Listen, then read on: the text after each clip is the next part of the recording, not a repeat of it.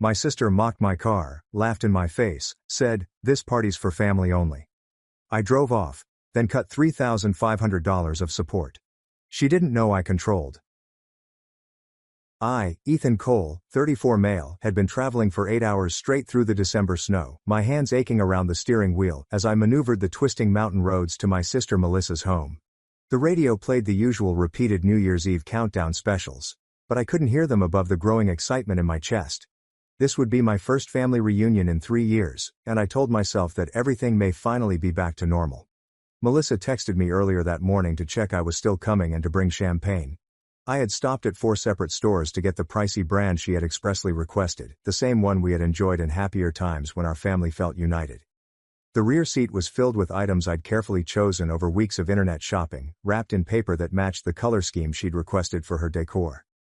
As I drove into the familiar driveway, the GPS proclaimed my arrival, and I noticed how much larger the home seemed in comparison to my small apartment across the state. Her husband, Travis Bennett's, luxury automobile gleamed in the garage, a harsh reminder of the socio-economic divide that had arisen between us over time. I collected the champagne and a couple of the smaller presents, intending to save the rest for when I was welcomed inside. Melissa answered the door within seconds of my knock, almost as if she had been watching through the window. Instead of the warm welcome I had hoped for, she took one look at me and began laughing. Not with excitement or surprise but with a cold and scornful tone that made my stomach plummet. She informed me that this year was exclusively for family, and her voice had the dismissive tone I recalled from childhood disputes. The remarks struck me like a physical blow, especially because they came from someone who had spent months urging me to make the trek and attend their yearly celebration. I stood there for about 30 seconds, holding the champagne and gifts like a rejected door-to-door salesman, waiting for her to clarify or explain what she meant. But her expression remained the same. That cruel smile playing at the corners of her mouth while she waited for my response. Without saying anything, I turned around and walked back to my car. My hands shook as I flung the champagne onto the passenger seat, and I heard it roll about as I backed out of the driveway. The gifts stayed scattered around the rear seat, seeming more like evidence of my own folly than expressions of affection. I got exactly 20 minutes down the road when my phone vibrated with a text notice. I glanced at the computer while stopped at a red light, expecting Melissa to apologize or explain something. Instead, I saw Travis' letter, which was clearly intended for someone else completely. The text questioned why that loser would even come up, followed by a slew of laughing emojis and some extra remarks regarding my looks and the beat-up state of my automobile. He'd clearly intended to send it to whoever had been chatting about my impending visit, but his negligent finger had chosen my name instead. I stopped into a gas station parking lot and read the message 3 more times, each time making my chest burn hotter with embarrassment and anger. The casual brutality of it, the fact that they'd evidently been talking and ridiculing my arrival before I arrived, made everything clear. Sitting in that parking lot, snow falling around my car, I smiled for the first time in hours. Not because it was hilarious, but because I suddenly understood how much power I had been giving up without even realizing it. You see, in the 6 years after our parents, Robert and Elaine Cole, died, I'd been secretly covering a large chunk of Melissa's monthly costs. It began during her initial sorrow period, when she was fighting to keep up with their home payments on top of her personal expenditures. What began as temporary aid had gradually turned into a permanent agreement, which neither of us mentioned publicly. I'd been paying her auto insurance, phone bill, and making monthly transfers to assist bridge the gap between Travis's fluctuating freelancing income and their actual living expenditures. The quantities had increased over time as their lifestyle evolved, but I never questioned it because she was my sole remaining family member. My phone was still in my hand, and I realized I had access to everything right there through various banking and utility apps I'd set up over the years, account passwords I'd assisted in creating, automatic payments I'd established, and subscription services I'd added her to without considering the consequences. I began with auto insurance, entering into my account and deleting her vehicle from my coverage with a few touches of the finger. The monthly savings would be significant, but more crucially, her coverage would expire at midnight on New Year's Day, unless she made other arrangements. Next came the phone service, when I realized I was paying for not just her line, but also Travis's, as well as other premium services they hadn't mentioned. I withdrew both numbers from my family plan, knowing that their service would be halted within hours, while the system processed the change. The automatic bank transfers required a little more effort to cancel, but I worked through them methodically as snow accumulated on my windshield. Monthly payments totaling nearly $2,400 that I'd been sending without fanfare or recognition for years, while living in a tiny apartment and driving a car that apparently provided them with entertainment. I'd also been covering their Netflix, Spotify, Amazon Prime, and a number of other streaming services that they'd requested over time. Each cancellation provided me a tiny rush of joy, knowing they'd be shut out of their leisure alternatives for the next payment cycle. Their home security system was another monthly expenditure I took on at a tough financial moment for them. I also terminated that service, as well as the cloud storage subscription they'd been using to back up their images and the premium food delivery service they'd grown to rely on twice a week. By the time I finished working on my phone, I'd saved roughly $3,500 in monthly support that they hadn't even acknowledged. The stillness in my automobile seemed different today, less defeating and more liberating. I drove home carefully through the deteriorating weather, stopping at a cafe halfway back to get some coffee and a sandwich while I absorbed what had transpired. The waitress was cheerful and chatty, inquiring about my New Year's plans, and remarking on how far I'd traveled based on the snow buildup on my vehicle. I told her I had changed my plans and was leaving early, which seemed to satisfy her curiosity. She replenished my coffee twice and did not rush me, despite the fact that the restaurant was virtually empty, and she was most likely anxious to conclude her shift and begin her own festivities. When I eventually returned, my flat felt smaller than normal, but more serene. I spent the evening watching old movies and eating Chinese takeout, periodically checking my phone to see whether any of the cancellations had prompted messages on their end. The first missed call occurred at 11:45 p.m., just 15 minutes before the new year officially began. Melissa's name appeared on the screen, followed by 2 more calls in short succession when I did not answer. Travis tried phoning next, followed by Melissa, and then both of them in an alternating sequence that lasted far into midnight. I turned off my phone and went to bed, sleeping better than I had in months, despite the incessant buzzing of their more frantic attempts to contact me. When I woke up the next morning, my phone had 72 missed calls, split between Melissa, Travis, and a few numbers I didn't know. The voicemails ranged from perplexed to furious to scared as they discovered the extent of what had been stolen from their life overnight. But the final text message made it all worthwhile.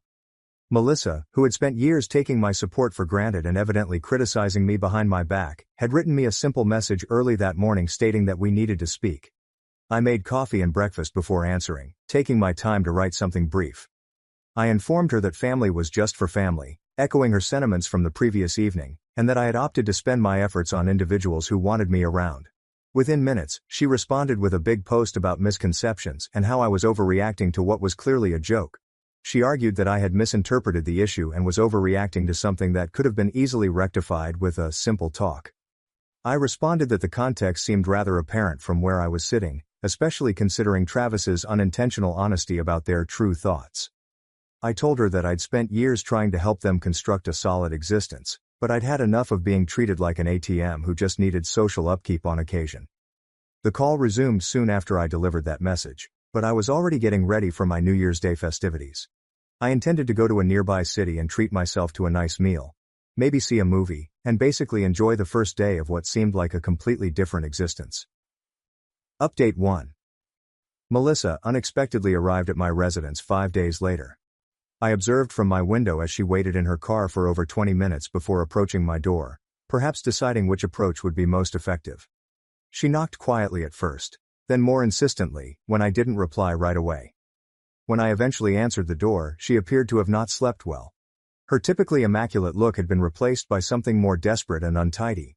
She asked if we could chat, and I let her inside, largely out of curiosity about the type of dispute she had planned.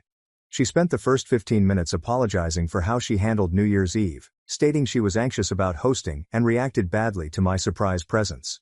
I explained that my coming had been confirmed several times and was not unexpected.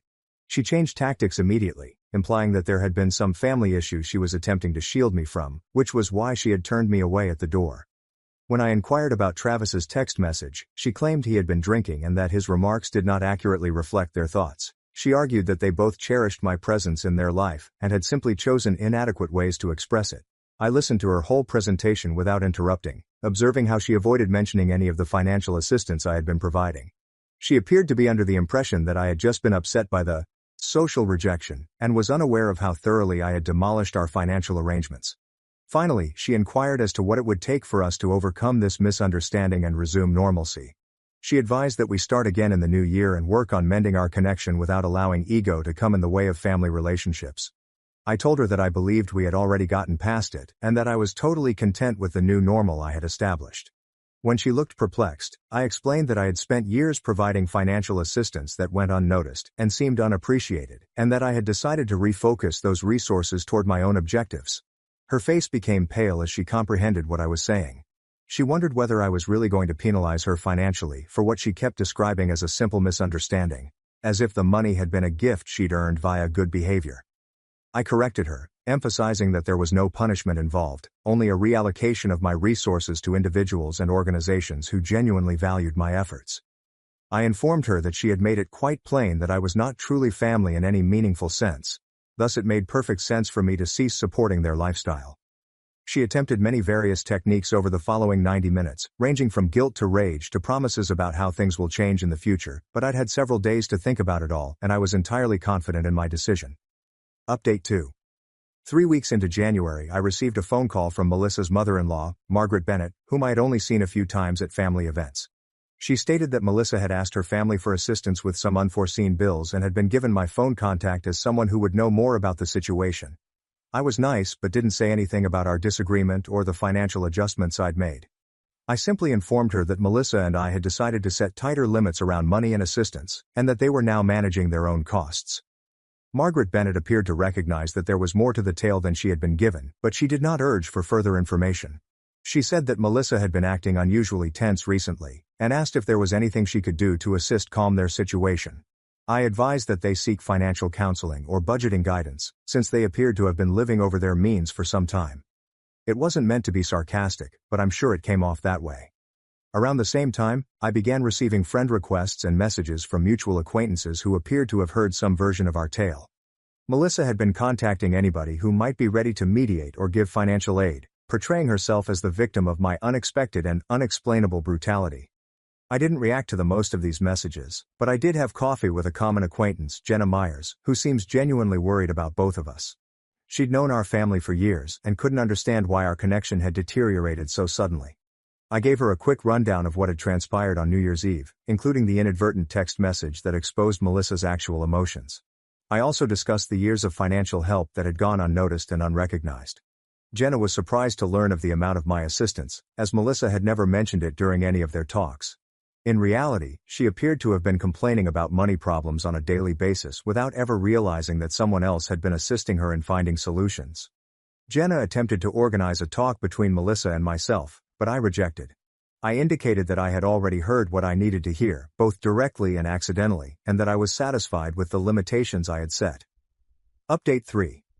By February, the repercussions of my financial withdrawal appeared to be far more catastrophic than I had anticipated. Travis phoned me personally, which shocked me because our connection had never been more than polite family conversations. He apologized for the text message he sent on New Year's Eve, stating it was a lapse of judgment that did not accurately reflect his sentiments. He asked if we could work out some sort of agreement to assist them get back on their feet. I informed him that while I appreciated the apologies, the text message only reinforced what I had previously feared about their attitudes toward me. I mentioned that I had opted to put my resources towards my own future, rather than continue to finance their lifestyle. He attempted to compromise, asking that I resume only 1 or 2 of the payments to get them over a hard time. He vowed to openly appreciate my accomplishments and engage me in more important family activities. I refused his offer, but I did ask him one issue that had been nagging me. I wanted to know how long they'd been making fun of my appearance, my automobile, and my readiness to assist them financially. I was interested whether the ridiculing had been going on for years, or was more recent. His quiet revealed everything I needed to know. After a long pause, he revealed that they had occasionally made comments about my predicament, but they were always meant with kindness rather than malice. I thanked him for his candor and expressed my hope that they would resolve their financial problem shortly. I really meant it, even though I had no intention of being a part of the solution. My last touch with any of them was a letter received in late February. Melissa reportedly felt that a more formal approach would be more successful than phone calls or unexpected visits. The letter was 4 pages long and addressed everything from childhood recollections to future family connections. She admitted that they had made mistakes in how they handled me and showed real sorrow for the suffering they had caused. But the letter's basic message remained a call for me to reconsider my choice about financial support. She described the specific difficulties they were experiencing and how my aid had been more important to their stability than I had thought. I read the letter twice before filing it away without answering. Not because I wanted to be unkind, but because I'd finally realized the difference between being needed and respected. 4 months after that awful New Year's Eve event, I was living in a larger apartment, driving a dependable automobile, and accumulating an emergency fund that was genuinely mine. I began taking weekend excursions and pursuing activities that I had put off for years due to financial constraints. I haven't communicated with Melissa since February, and I don't anticipate that to change anytime soon. Sometimes family refers to the individuals who love and respect you unconditionally. Sometimes it just means individuals who share your DNA and want you to pay their expenses. I've learned how to distinguish the difference. Story number 2. They stated Christmas was cancelled. I ate leftovers alone since I couldn't afford to attend a large event. That night my niece went live with a huge party, champagne and a DJ. Everyone was present except for me. I remained quiet until Rachel texted, "Can you send the $3,200 for rent?" I replied, "Delete my number. I don't fund liars." I then banned her and stopped all transfers. By the morning, I had 21 missed calls and 1 voicemail. We want to explain. I, Ethan Miller, a 35-year-old guy, thought family meant more than money and easy falsehoods, but my sister showed me differently on the coldest Christmas Eve I'd ever experienced. The text arrived on December 20th while I was wrapping up some late work at the office. My sister informed me that Christmas was cancelled this year since everyone was too broke for a large celebration. She described how difficult things had been for everyone, and how the extended family could not afford to hold the regular celebration at her house, as we had for the previous 9 years. I was disappointed, but understood entirely. Many individuals had gone through a difficult time, so I assumed we'd enjoy a calm Christmas for once. I spent Christmas Eve alone in my apartment, reheating leftover Chinese cuisine from 2 nights before. The hush was heavier than normal, punctuated only by the odd sound of neighbors partying through thin walls. I'd become accustomed to my sister's house being the center of our family universe around the holidays, with her huge living room crowded with cousins, aunts, uncles, and the typical chaos of too many conversations going on at once. Without that ritual, Christmas seemed empty and odd. Around 9 p.m., I was looking through my phone when a notice flashed up. My 18-year-old niece, Lily, was going live on Instagram. I nearly skipped over it, but something made me tap the screen. What I saw made my stomach plummet, like if I had been hit. The camera moved over my sister's living room, which was completely crowded with people. I knew every single face. Our entire extended family was present, dressed up and laughing. Crystal champagne glasses reflected the light from an intricate arrangement I had never seen at her house before. A professional DJ was set up in the corner where the old piano used to be, and the bass was hammering through my phone speaker. The dinner table was piled high with catered food, not the potluck manner we typically do, but expensive-looking plates set like something out of a magazine. My niece grinned into the camera as she showed off the gathering, gushing about how wonderful the surprise Christmas celebration turned out. She talked about how long they'd been organizing this extravagant event, and how everyone had contributed to make it memorable. The camera captured Rachel in the background, dressed in a nice outfit and holding what appeared to be costly wine, engaged in enthusiastic discussion with our cousin, Mark Bennett. I watched for 25 minutes as my leftover lo mein cooled on the coffee table. Every family member I anticipated to see was present. Everyone who had claimed to be too broke to celebrate was dressed up and plainly enjoying an expensive party that had taken a lot of preparation and money to put together. The understanding came slowly, like icy water filling my lungs. This was not a spontaneous gathering. The decor, cuisine and DJ had all been planned for weeks, if not months. Everyone knew about it except me. They had purposefully excluded me, giving me tales about cancelled celebrations and financial problems. I switched off the live broadcast and sat in the dark for a while, trying to digest what I had just seen. The pain was quick and acute, but behind it was something else, a building rage at being treated as if I didn't deserve to know the truth. My sister and I had always had a complex relationship, but I was the one family member she could rely on when things went rough. Over the last 4 years I've assisted her with rent payments, groceries money when her hours were reduced, and even car repairs when her transmission failed. She'd always shown gratitude, telling me how much it meant to have someone who cared enough to assist family members when they needed it. However, that assistance appears to have been accompanied with deceit and exclusion. Christmas Day passed peacefully. I didn't contact anyone, and no one contacted me, which surprised me. No casual texts asking how my vacation was going. There were no phone calls from family members who felt sorry about the night before. The stillness revealed all I needed to know about how little my absence was noticed or cared for. I spent the day reflecting on every contact I'd had with my sister in the previous few months, seeking for indications I'd missed.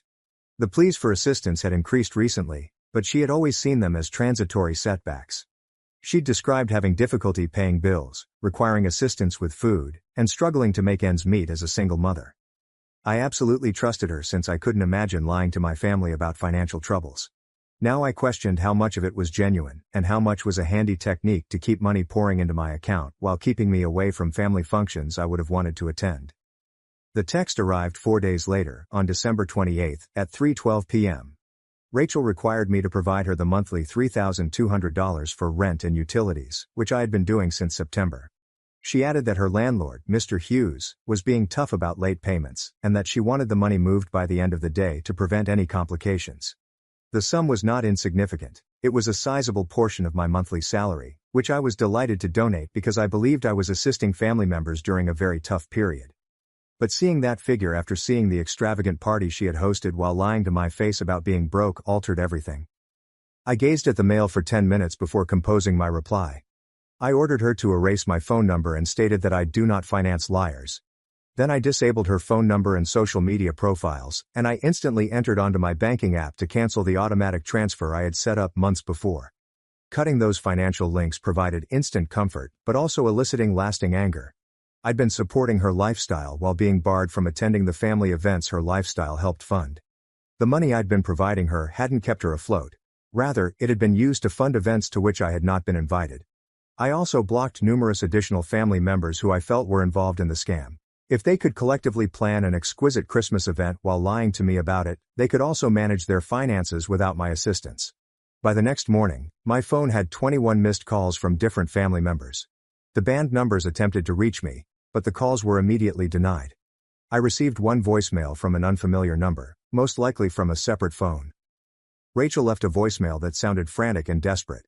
She claimed they wanted to clarify everything, that there had been a mistake, and that I should contact her back right away since there was more to the tale than I thought. She muttered something about the rent being due and how cutting off the money had landed her in a bad situation with her landlord, Mr. Hughes. I erased the voicemail instead of listening to it again. Update 1. The calls continued over the next week. Several family members attempted to contact me using numbers I hadn't banned yet. My cousin, Mark Bennett, left a note indicating that everyone was concerned about me and that I was overreacting to a genuine error. My aunt, Carol Bennett, texted from her husband's phone, saying that the Christmas party was a surprise that was organized at the last minute and that I shouldn't take it too personally. But I had attentively observed the Instagram live feed. The amount of planning, the professional DJ, the catering. None of that happens in a few days. Someone had invested significant time, effort, and money in preparing that event, which meant they had been lying to me for weeks while asking me to support their lifestyle. The most illuminating call came from Tom Parker, my sister's ex-husband, with whom I had always gotten along well. He informed me that he was requested to donate money to the party planning back in November, and that everyone had discussed making it adults only this year. He appeared genuinely perplexed as to why I believed I should have been included, which told me everything about how my family perceived me. They didn't consider me family. Instead, I was a financial account that needed to be maintained on occasion with the correct lies and deception. On January 3rd, Rachel arrived in my apartment complex. The doorman called to check whether I wanted to see her, and I declined. She stayed in the lobby for 3 hours, texting me from a new phone number and urging me to come down and chat. She added that she was facing eviction since the rent hadn't arrived, and that her landlord had already begun the legal procedure. I looked from my window as she eventually departed, feeling nothing but frigid pleasure that her acts were finally having an impact. Update 2. 4 weeks into January, I received a call at work from my niece Lily. She had somehow obtained my office number and called during my lunch break. She was weeping as she explained that they were moving in with her grandma after being evicted. She questioned why I was being so nasty to her mother and why I couldn't simply forgive what had occurred over Christmas. Talking to her was the most difficult element of the scenario. She was 18 years old and had no idea how serious the lie was. From her point of view, there had been a family party, and now her uncle was refusing to assist with rent money, resulting in their losing their flat.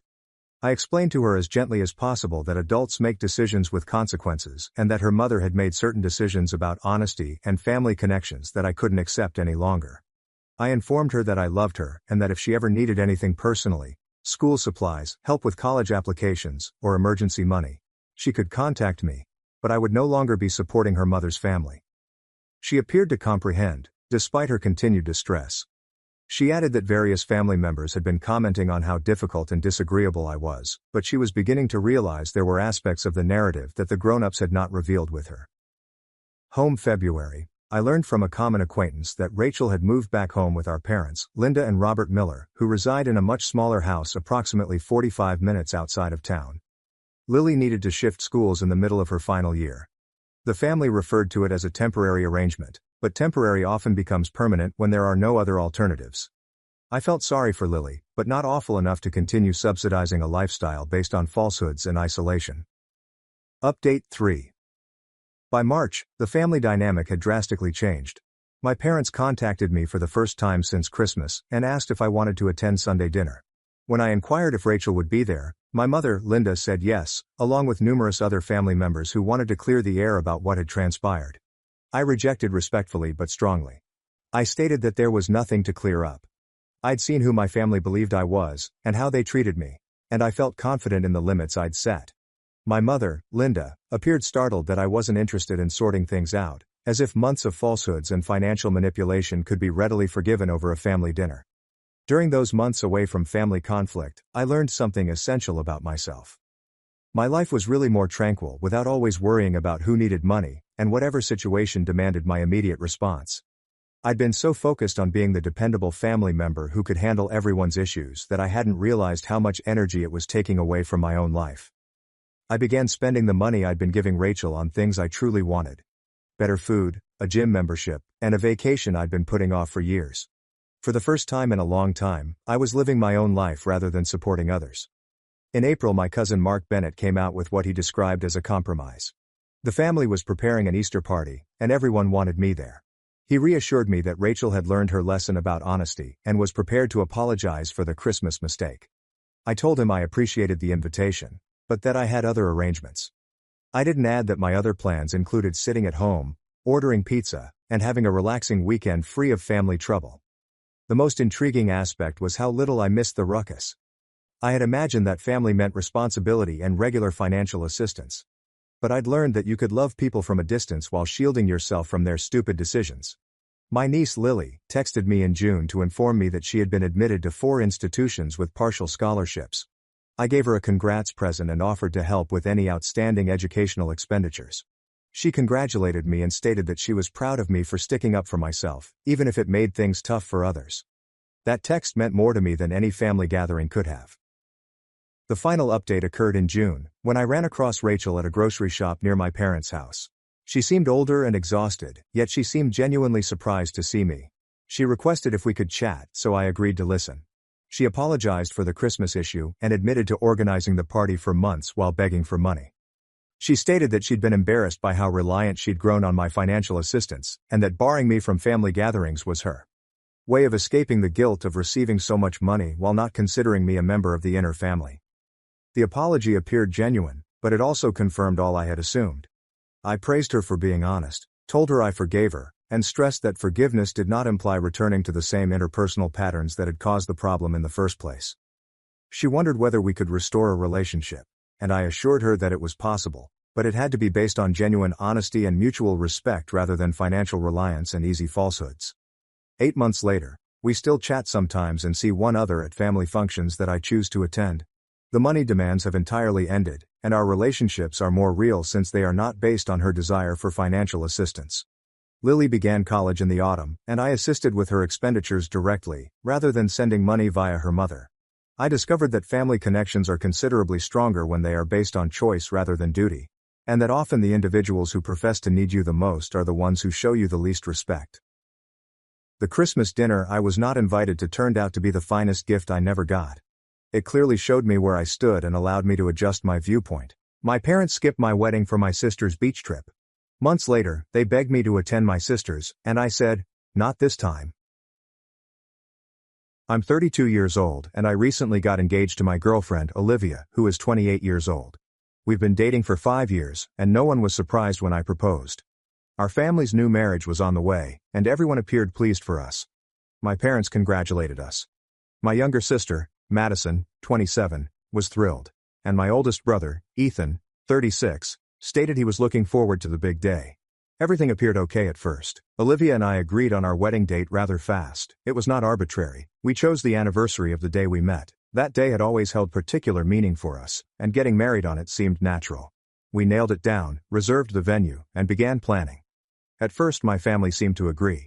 My mother inquired about colors and themes. My father joked about making a famous wedding speech, and Madison and Ethan inquired as to where it would take place. Nothing seemed amiss. A few weeks later, my mom gently noted that the date might not be suitable for everyone. Madison was ambiguous at first, but she quickly clarified that she had a conflicting vacation, and Ethan mentioned his corporate retreat. The reasons kept stacking up, making it appear like our wedding was an afterthought. I brushed it off, figuring it was nothing significant, until Madison made it apparent that she was unhappy with it. She informed me that our wedding was set for the week of her annual ladies' vacation, which she and her friends had been doing for many years. She responded as if this was a life-or-death situation, stating it was awful timing and she didn't want to pick between her vacation and my wedding. Olivia and I were confused. Our wedding date had been set for months.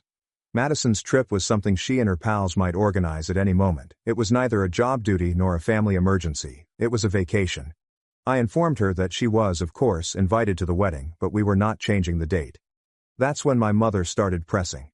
She advised me to explore a compromise, because Madison should not have to miss anything essential to her. I said that our wedding wasn't simply essential to us. It was one of the most important days of our life. Instead of backing down, my mother doubled down, behaving as if I was being difficult by not making concessions. Then Ethan joined in. He said that my wedding was on the same weekend as his company's large yearly retreat. Apparently, he went every year for networking and team development. He wasn't overtly asking that we change the date, but he did make it apparent that he'd have a difficult decision to make. At this point, it felt like my family was treating our wedding as an optional occasion, something they'd go to if it was convenient. My father remained fairly silent but eventually stated, "A lot is going on that time of year," as if it justified their views. Olivia was astonished. She'd always gotten along well with my family, and she never expected such a strong reaction to something as basic as a wedding date.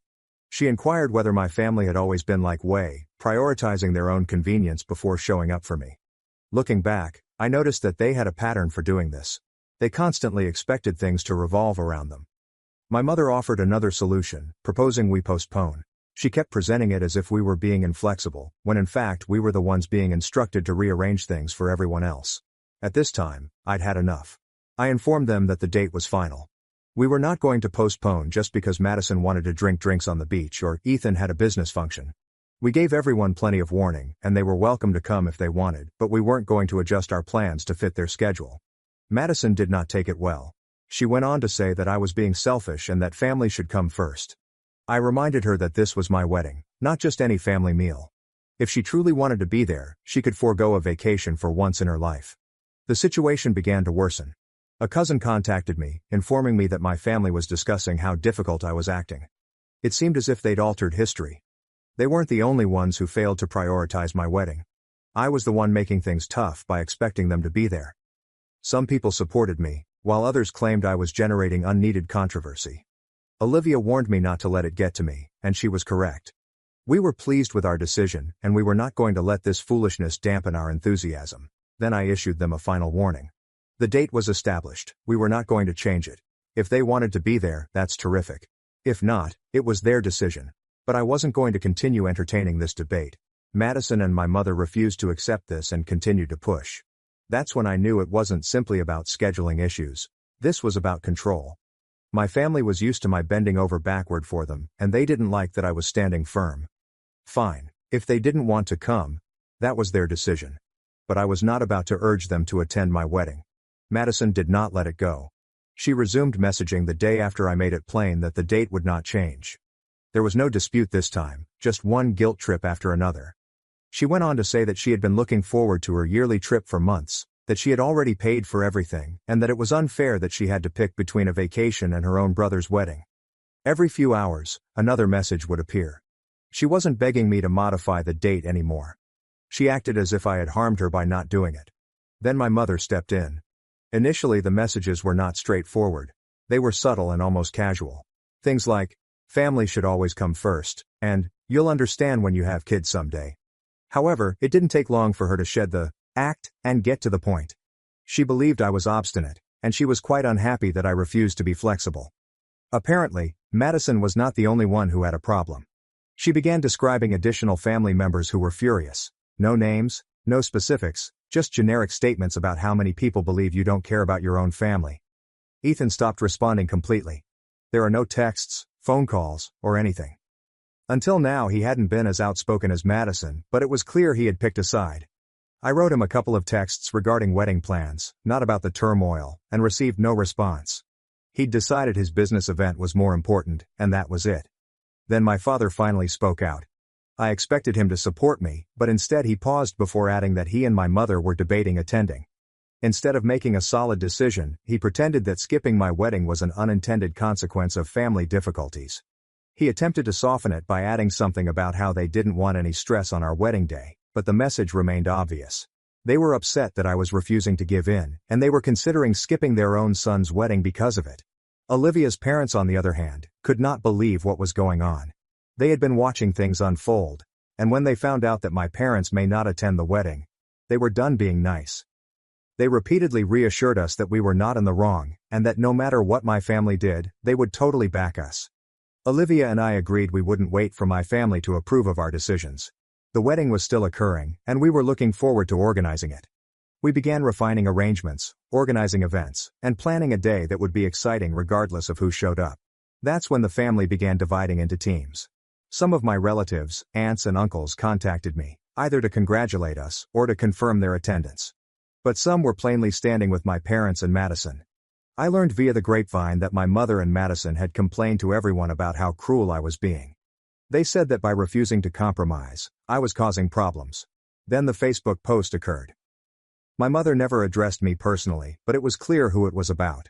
A long passive-aggressive post about how some people forget the value of family and how it's a shame when selfish actions tear loved ones apart. The remarks were equally as awful. A slew of relatives joined in, all ambiguous but unequivocally agreeing with her. Olivia did not even blink. She just instructed me not to reply. She saw it for what it was, an attempt to lure me into further drama, and she was correct. If I got involved, it would develop into a huge disaster. Instead of being caught into it, I carried out the strategy we had all along. We sent out wedding invites. We included my relatives and made it obvious that they were still welcome. That's when Madison and Ethan made things official. Both declined. They didn't call or explain. They simply mailed in their RSVPs with a solid no. My parents, on the other hand, remained unclear. They didn't explicitly decline, but they also didn't confirm. They were still hoping I would alter my mind. Then a cousin let me know. My mother and Madison made it plain they were unhappy with the wedding date, but I didn't anticipate them to start discreetly discourage family people from coming. They did not explicitly urge a boycott, but their continual hostility was enough to make some families wary. That was it, my breaking point. I was tired of trying to appease individuals who obviously did not care about me. I wasn't going to keep begging my own relatives to show up. Olivia and I sat down, looked at each other, and made our decision. We were not going to waste another second on them. Whether or not my family attended, the wedding was going to be fantastic. And when the honeymoon arrived, we left without telling them anything. The wedding day has arrived. I awoke early, looking at the ceiling for a few seconds before it all became clear. It eventually happened. After months of planning, tension, and turmoil, today was finally the day. Olivia was already up, getting dressed in another room with her bridesmaids. The home was abuzz with enthusiasm. Her family had been up since daybreak, ensuring that everything was flawless. Then my phone vibrated. A cousin texted. "Just so you know, your parents, Madison and Ethan, aren't coming." There was no reason. No last-minute changes of heart. Just confirmation of what I expected. I put down my phone and got dressed. The outfit fitted well. Everything was in place. Outside, Olivia's parents were making sure the automobiles came on time, greeting visitors and playing nice music in the background. It was evident that they had moved up. They weren't treating it like any other wedding. They treated it as if it were their son's wedding, not their daughter's. The ceremony was amazing. The venue was crowded with the exception of the vacant seats reserved for my parents, Madison and Ethan. I'd prepared for it, but seeing those empty chairs was something else. Olivia's father led her down the aisle. Her mother was already in tears, and her brother stood alongside her with pride. My side of the family had a few cousins, some aunts and uncles who hadn't bought into my mother's foolishness, and my favorite aunt, Aunt Diane. That was the greatest surprise of the day. I hadn't expected her to arrive, But just as the ceremony began, she snuck into one of the chairs. Later, she drew me aside and shook her head. "I don't care what your mom says. You're my nephew, and I wasn't going to miss this." Olivia and I exchanged vows. The officiant proclaimed us husband and wife, and that was it. No more tension. No more waiting. As soon as we kissed, the entire audience burst out in shouts. The roar of applause, laughter and enthusiasm drowned away any thoughts I had for my family. Next came the reception. Olivia's family greeted us with love and attention from the moment we came inside. Toasts were made, glasses clinked, and the meal was delicious. Every time I looked around, one of Olivia's family was checking in, ensuring our happiness, and making the day more memorable. My family's attempt to make this wedding feel hollow by not attending failed. Halfway through the night, I was handed an envelope. It came from my parents. Inside was a check and a letter reading, "We hope you learn the value of family someday." I folded the note and slid it into my pocket without saying anything. The check went directly into my jacket, unread. Olivia caught on right away. She gripped my hand beneath the table and continued the talk as if nothing had occurred. We danced, joked and snapped pictures. Nothing was going to ruin the night. The photos and videos then began to spread. Guests commented on how wonderful everything looked. A few relatives even mentioned, wishing my parents had been present. Hours later, Madison expressed her thoughts in a cryptic Instagram story. "Some people don't value family traditions." It wasn't surprising, but it was upsetting to see her double down rather than ponder. There were no names or blatant calls out, but she didn't need to. The timing screamed everything. The next morning, I received another note. This time, it's a voicemail. My mom. It was too lengthy. She wasn't shouting, but her tone was the same as when she wanted me to know I was in the wrong. She talked about how the family was coming apart, how I had pushed them away, and how Madison and Ethan were devastated. She used comments like, "After everything we've done for you, I never thought my own son would do this." Then my father sent an SMS. I regretted how things turned out. However, when I inquired if he had tried to persuade Mom or Madison to rethink, he skirted the topic. His remorse was not over what had transpired. It was about the implications of being silent. Olivia watched me read it, and then rolled her eyes. "Our wedding was beautiful. Don't let them rewrite it." She was correct. We were not going to let the guilt trips pull us back in. We packed our luggage and headed for our honeymoon without informing anyone where we were going. The honeymoon was ideal, no worry, no drama, just me and Olivia, isolated from everything. We had chosen a lovely resort with white sand beaches, limitless beverages, and a sense of calm that made it easy to forget the bustle leading up to the wedding. For the first several days, we kept our phones turned off. No texts, calls, or interruptions. But drama does not take a vacation. I got on my phone one morning and was instantly inundated with missed calls, unread texts, and notifications from the family group chat. At first, I ignored them. Then Olivia's phone also lighted up. My mother, sister, and even Ethan, all called and texted. Something occurred. I opened the group chat, and it was complete mayhem. My mother was in complete meltdown mode, shouting out the family members who had attended the wedding. She said they had betrayed the family by turning there to support me and Olivia. She wasn't only upset. They were called out by name, accused of encouraging rudeness and taking sides. Aunt Diane, who had shocked me by arriving, was the first target. My mother had sent a lengthy, dramatic letter about how, I guess loyalty doesn't mean much these days, and how some people are too easily persuaded. Madison jumped in to back her up. She wasn't even attempting to conceal her displeasure. She was personally upset that anyone would dare to celebrate my wedding rather than consider the greater picture, as if her vacation were the bigger picture. "One of my cousins has had enough. Let me get things straight. You skipped your own son's brother's wedding in favor of a vacation and a work function, and now you're upset with those who did attend? Make it make sense." Madison ignored this and went right to being the victim. A few minutes later, she shared a dramatic Instagram story, a black and white photo with meaningless drivel like, "Some people forget who's always been there for them, and loyalty isn't what it used to be." Meanwhile, Ethan has sent me a private message. He hadn't spoken much before, but now he admits he didn't expect things to escalate this quickly. He made it sound like he wanted to remain neutral but wasn't sure how. His argument was, "I don't want to get in the middle of it." It was too late. Then my mother made her next move. She changed tactics and went straight for Olivia's phone. The message was lengthy, guilt-inducing, and full of feigned care. According to her, I was ripping the family apart, and Olivia needed to calm me down before it was too late. Olivia glanced over the message, groaned and replied without hesitation. "We're on honeymoon. We're not interested in this drama. She then put down her phone and returned to drinking her martini. People in the group chat continued to argue.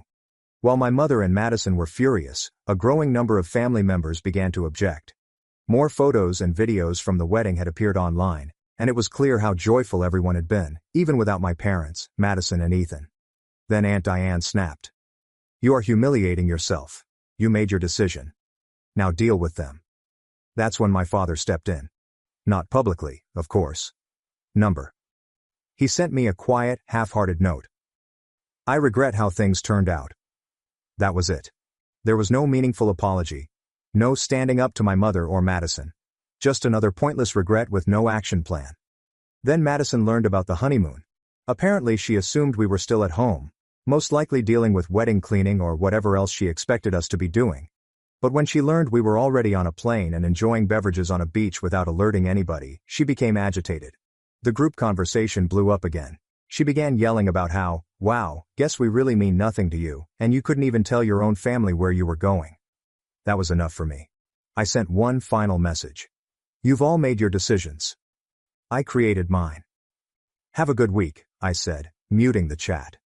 Returning home after the honeymoon was like walking into another universe. Olivia and I had spent 3 weeks drinking drinks on the beach, while my family had gone through a downward spiral. The notifications began to arrive as soon as we landed and turned on our phones again. The first indicator of trouble was my mother's Facebook breakdown. She had written a lengthy, impassioned diatribe about how she never dreamed her own child would turn their back on family, and how some people allow strangers to destroy what should have been unbreakable relationships. She didn't mention me by name, but everybody who was familiar with the incident understood who she was referring to. The comments were loaded with distant relatives joining in, some approving, some visibly uncomfortable but attempting to remain impartial. Madison was not far behind. She followed up with a sorrowful photo captioned, "Some bonds aren't as strong as you think." There were no names or outright call-outs, but the message was clear. She sought compassion and, of course, received it. Her friends and family members filled the comments with heart emojis and notes saying she deserved more. Then followed the family divide. A cousin contacted me stating that some family believed my parents and Madison were being difficult, while others simply hoped things had turned out differently. It wasn't an all-out fight, but it was evident that some individuals would rather avoid conflict than admit who was wrong. Apparently, some individuals prioritized avoiding controversy above the wedding event. Then my father showed up. I hadn't heard anything from him since the wedding, only his usual indifferent regrets. It was strange to see him outside of our house. He wasn't the type of man who took decisive action. But here he stood, as if he'd realized the harm had been done. He wanted to chat. Inside he paused, evidently uneasy. He eventually stated that he disagreed with what my mother and Madison had done, but he felt compelled to remain silent. He discussed how they had been furious in the weeks preceding up to the wedding, and how they had made it plain that if he tried to push back, there would be consequences for him as well. Olivia sat silently, listening, but I could see she didn't believe it, and neither did I. At this time, it was evident that my father was aware that what was happening was improper, but he had done nothing to prevent it. Now that everything had blown out, he wanted to play the helpless intermediary.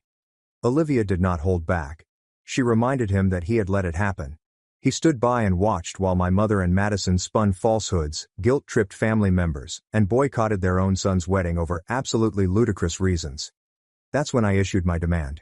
If he truly supported me and regretted how things had turned out, he needed to express it publicly, as well as to my mother and Madison. Not in a quiet private talk. Not in a whisper that no one else could hear. He needed to stand up for me rather than simply sending meaningless apologies. He immediately backed down.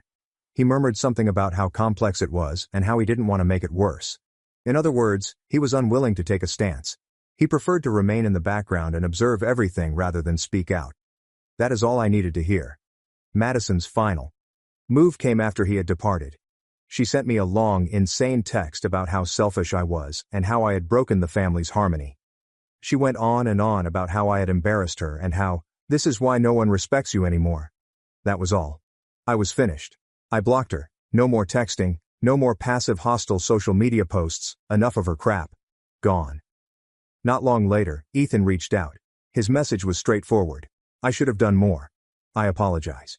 He did not explain his silence. I did not try to rationalize it, just acknowledged that he had failed to assist me when he should have. At this time, I realized that some family members would never change. My mom and Madison were still sure that they had done nothing wrong. My father was too cowardly to challenge them. But Ethan was beginning to see it. Maybe not enough to stand up to them totally, but enough to recognize he was mistaken. That was enough for me to know Olivia and I were going ahead without them. Months have passed. Following the wedding pandemonium, social media meltdowns, and botched guilt trips, I believed my family had finally accepted reality. I'd moved on. Olivia and I were content with our lives without the frequent turmoil. Then, out of nowhere, the texts began. My mother texted a casual just checking in message. But when I didn't answer right away, she intensified, reminding me of Madison's upcoming wedding and behaving as if I was the one who had to make apologies for all they had done. Madison, who had been radio silent since I blocked her, unexpectedly unblocked me on social media. She didn't send any messages, but she did start admiring old images from years ago, before things broke apart. Olivia noticed right away. She didn't even have to ask. "They want something," she explained. Of course she was correct. A few days later, one of my relatives revealed that Madison was getting married. That was the true cause for the unexpected kindness. She didn't reach out because she missed me. She wasn't attempting to repair things. She asked me to attend her wedding. Then the invitation arrived. It wasn't personal. There was no note or apology, just a normal wedding invitation addressed to me and Olivia. Olivia stared at it, and then back at me. So, does she expect us to act like nothing happened? Apparently that is precisely what they expected. My mother's texts got extremely nice. Suddenly she was all about family unity and new begins. She cleverly avoided all of the wedding turmoil, appearing as if it were just another typical family gathering. Then Ethan called. He wasn't theatrical, but the message was clear. They wanted me to make things right by coming up. According to him, Madison and my mother saw this as an excellent chance for us to move on from everything. Madison must have felt forced to recognize me since she eventually messaged me directly. For the first time in months, she reached out. Of course, it was not an apology. She was acting like a bigger person. She said she would forgive me if I showed up. That was all I needed to see. I responded simply. "I thought you didn't care about inconvenient wedding dates." I then refused the invitation. Mom immediately began phoning. I disregarded the first few. She then left a message with the same guilt-tripping gibberish as previously. I was pulling the family apart. I was acting petty. I was hurting Madison on her most significant day. I did not react. Days later, I began hearing from family. Word had spread. Madison was infuriated. She was telling everyone that I was immature and resentful for missing her wedding. Apparently she was surprised that I would retain a grudge over something so little. Olivia simply chuckled when she heard that. Then she had a fantastic idea. "Let's book a trip that weekend." And we did. A luxury resort with everything. We made sure to inform a few cousins, not in a petty way, but casually during conversation. Madison received the news. That is when the calls and messages ceased.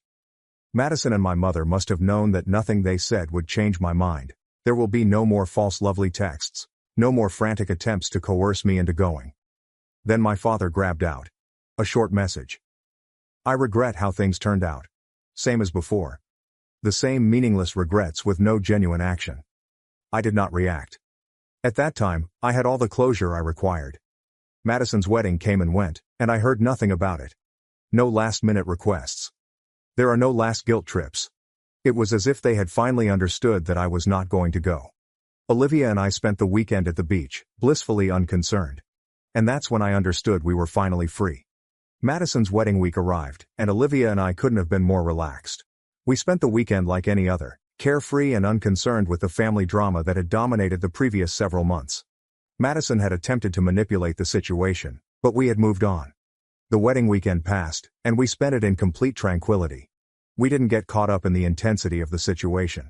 I didn't even check my phone for texts from my family, but the consequences came quickly. One of my cousins contacted me and couldn't stop laughing. Madison had apparently been spreading the missing brother story to the rest of the family. She was telling everyone who would listen that I had refused to support my own sister on her special day.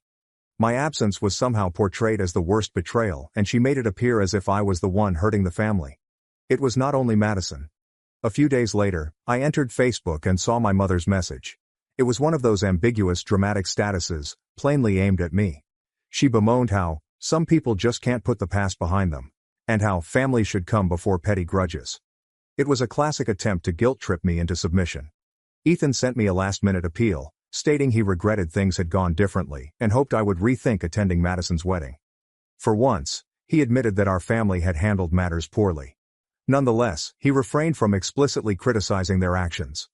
Olivia, always the voice of reason, informed me that none of them were concerned about my wedding. None of them respected my limits or helped me get through the problem with Madison. She was correct, I owe them nothing. Madison texted me, pretending to be the larger person, just as I thought things were about to calm down.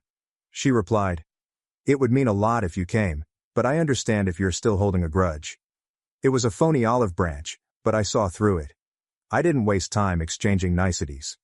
I responded, "You weren't willing to change your plans for my wedding, but I should drop everything for yours." That did not go over well. She flipped immediately.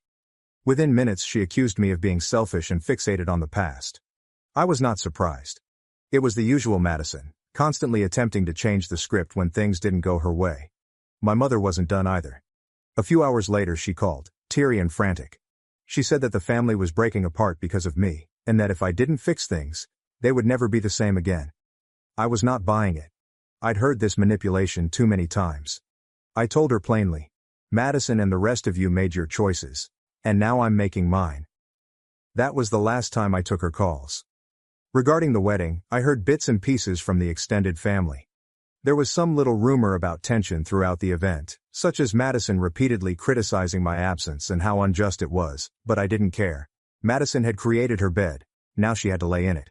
Then Ethan sent his message. It was many days later, after the wedding had concluded. He informed me that the wedding had been a fiasco due to all the commotion. The tension was evident, and people were muttering about how family feuds had wrecked everything. But Madison made one final nasty move. She did exactly what I expected. She made an Instagram update. The caption was about being grateful for the real family who showed up and cutting toxic people out of her life. The irony was not lost on anyone. She had cut me off for just setting limits, but now she pretended to be the embodiment of grace. Of course, my father came through with a private confession. He recognized Madison and Mom had gone too far, but he refused to take a public stance. He admitted he hated how things turned out, but was too terrified to speak anything. His cowardice was irritating. He had been silent the entire time, and now he was acting as if he were trapped in the midst. At this moment, I was finished. Olivia and I were not going to waste another second at this circus. We didn't need this turmoil in our life. Instead, we scheduled a lavish meal to celebrate our newfound independence. Madison's wedding was over, and we had come out on top. We weren't concerned about the turmoil. We didn't mind the passive-aggressive posts. What was important was that we were pleased, and nothing they did could take that away. We toasted to our peace, to a life free of poison, to removing individuals who only added drama and manipulation to our lives, and, most importantly, to the future we were creating without the weight of their negativity weighing us down. The family has lost its grip on us. It's been just over a year since Madison's wedding, and I haven't heard anything from my family. I am not surprised. The dust has cleared, and while I have moved on, the effects of the pandemonium are still being felt. Madison's marriage, for one, is going apart quicker than I could have anticipated. Less than a year after the wedding, a cousin informed me that Madison and her new husband were always squabbling. Apparently, it was about economics and competing life objectives, two common concerns that arise when individuals hurry into things. Madison was always concerned with appearances, and I suppose the ideal fairy tale wedding wasn't enough to keep things together. I heard Madison was distraught, but I didn't feel any sympathy. She'd spent months portraying me as the villain in her story, but suddenly the narrative was shifting. Her marriage was not ideal, and no amount of social media filters could alter that. Mom, as predicted, was still pretending that everything was all right. Even if it wasn't. She never recognized my wedding. Not in private, not in public, not even with a half-hearted Facebook comment. She continued the quiet treatment, never sharing any images or acknowledging anything. She refused to acknowledge that the true reason I walked away was because she and Madison had made it hard for me to stay. However, I did observe something odd. My father began loving some of the images I shared of Olivia and me, shots of us traveling, attending events and simply living our life. At first I assumed it was a coincidence, but no. He liked practically every image and even said, "Good to see you happy." Nonetheless, he never said anything publicly. He never recognized our wedding. It seemed as if he was attempting to offer solidarity without actually being by me in any meaningful sense. Ethan, who had remained relatively impartial throughout, began to exhibit indications of fatigue. He had contacted me a couple times, casually messaging about unrelated topics, old family memories, and mutual friends. Then one day, he simply said it. He confessed that the family's turmoil had affected him. He informed me that he could no longer keep up with the turmoil between Madison, Mom, and Dad. He claimed he was constantly caught in the middle, attempting to mediate while everyone else exacerbated the situation. But Madison's conduct wasn't improving. It was as if she couldn't take being the one left out of everything. I observed a series of hazy postings on her social media about growing up with poisonous people and recognizing who didn't care. It was obvious that she was referring to me. But by this time, I had stopped paying attention to her foolishness. Then the true twist arrived. Olivia and I discovered we were pregnant. It was a watershed moment for us, something we'd been hoping for and working towards. We kept the news to ourselves at first, only telling a few supportive family members who had been there for us during the storm. But, as much as we wanted to enjoy the occasion, I should have anticipated how my mother would respond. She learned from a relative, not from me. When she did, it prompted a breakdown. The first thing she did was contact me saying, "I hope you don't punish your child the way you punished your family." She had the audacity to blame me for not telling her first, as if she was entitled to the knowledge. Olivia had had enough at that time. She blocked my mother and Madison from all social media platforms, unwilling to put up with any more turmoil. I did not blame her. I'd had it with them for a long time, but Olivia was trying to be pleasant to maintain the peace. The ship had sailed. My father sent me a note shortly after. He expressed concern about the family coming apart and asked if we could mend things before the baby arrives. It was the same old pattern. He asked me to simply forgive and forget. To let it all go for the sake of family. But I wasn't falling for it anymore. I made it clear to him that only positive, supporting individuals would be in our child's life. No exclusions. I was not going to allow Madison or Mom get us down anymore. This was a new chapter for Olivia and me, and I wasn't going to let them wreck it as they did everything else. Ethan was finally seeing the light. He gradually distanced himself from Madison and Mom. He stated that he could see how poisonous the situation had become and that he just did not have the stamina to deal with the drama. I could tell he was divided, but he understood deep down that side with Mom and Madison would just perpetuate the turmoil. Then came the final power move. Olivia and I decided to give a large baby shower without inviting my close relatives. It was neither petty nor spiteful. It was just a straightforward, honest depiction of our feelings. We didn't need them to commemorate this milestone. We had friends, extended relatives, and a strong support network that genuinely cared. The shower was everything we hoped for: happy, romantic, and stress-free. The individuals who mattered were present, and that is all that counted. We didn't need Madison's approval or Mom's pretend pity. What is the best part? They had no idea. They weren't even on the guest list, and that seemed like the greatest victory of all. We had moved on, and we intended to continue our journey together without the baggage. It's been more than 3 years since Madison's wedding, and whatever doubts I had about my decision to break connections with my family have vanished. Madison's divorce was finalized last week and the outcome was nearly poetic. Less than 2 years after the wedding, she had created a show of it, and now her marriage had entirely failed. I don't have all the specifics, but I've heard enough via the grapevine to know it was only a matter of time. She hurried into that marriage, like she had with everything else, and the fissures appeared almost immediately. But true to form, my mother attempted to twist the whole situation. Instead of accepting responsibility for her failure, Madison resorted to Facebook to spread the word about how she had been duped by a bad spouse who took advantage of her good heart. She made a lengthy statement about how heartbroken she was for Madison, how unfair everything was, and how this was a lesson in trusting others. Of course, nothing was said about how Madison's actions led to the disaster. My mother couldn't bring herself to accept her role in all of this. Then came Ethan. He sent me a note late one night that was simple yet profound. It was the type of communication I had been hoping for, but did not expect.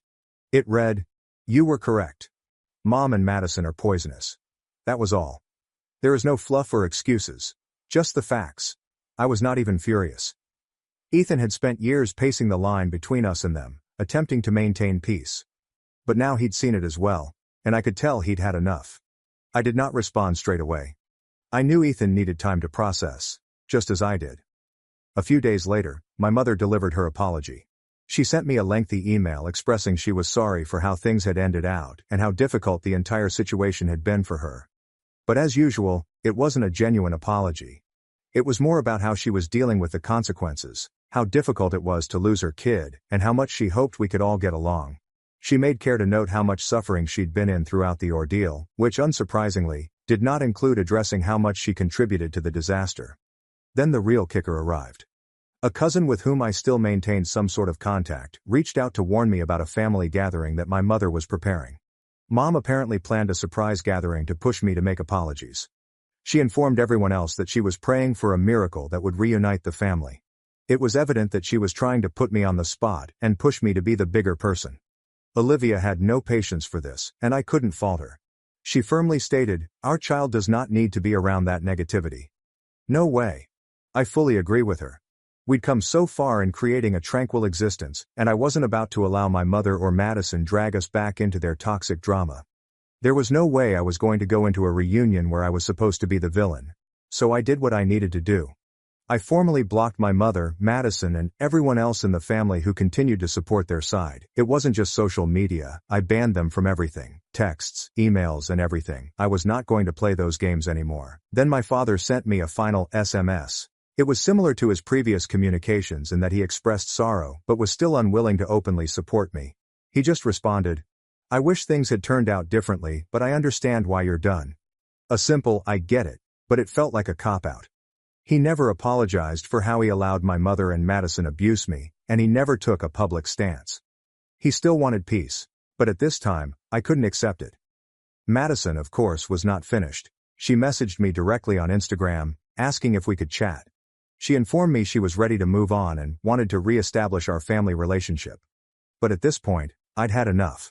I did not even open the message. I didn't need more of the same old manipulation. She had destroyed her reputation. The smear effort began shortly after. Friends informed me that Madison was telling others that I had split off the family for no apparent reason. It wasn't even unexpected by this time. She'd been portraying me as the villain for so long, I wasn't surprised to learn she was still doing it behind my back. But I didn't care. I knew the truth, and everybody worth having in my life did, as well. Mom and Madison eventually stopped attempting to reach out. It wasn't because they had a profound realization or were suddenly overcome with sorrow. It was because they recognized I was not going to give up. I was not going to let them drag me back into their world of deception and guilt. They stopped sending messages and appearing to care, and that's when I actually felt free. Olivia and I were doing better than ever. Our baby arrived, and it was all we could have asked for. We were surrounded by individuals who genuinely cared about us, who respected our limits, and unconditionally supported us. Our little one was surrounded by love, and I couldn't have hoped for anything better. Ethan, too, started to pull away from Madison and Mom. Over time he realized what I had always known. The only path ahead was without them. I'm not sure he'll ever publicly confront them, but I'm confident he sees what I've seen. Looking back, cutting them off was the finest move I've ever done. It was not easy, but it was essential. I constructed a new life, a better life, and I'm grateful to everyone who helped me along the way. The rest of the family can continue with their current activities. But as far as I am concerned, I have won. I choose serenity. I decided on Olivia. And I selected my child. My parents told me, family comes first, as I lost my dream interview. When my brother robbed my work, they said, you should learn to share.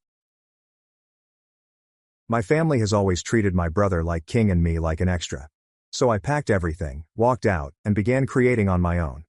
However, it appears that just cutting them off was insufficient. They had different plans. Before we get into that issue, let me start at the beginning. I'm Jake Cole. I am now 26 years old, and it has been 8 years since I walked out of my childhood bedroom. Back then, I believed leaving was the most difficult thing. It turns out that staying away was the actual test. My father, Thomas, handles our family like a board meeting. My mother, Margaret, is obsessed with what her neighbors think. My older brother, Andrew, is the golden boy they refer to as Dr. Cole, despite the fact that he dropped out of medical school after his first year. I have always been the quiet one.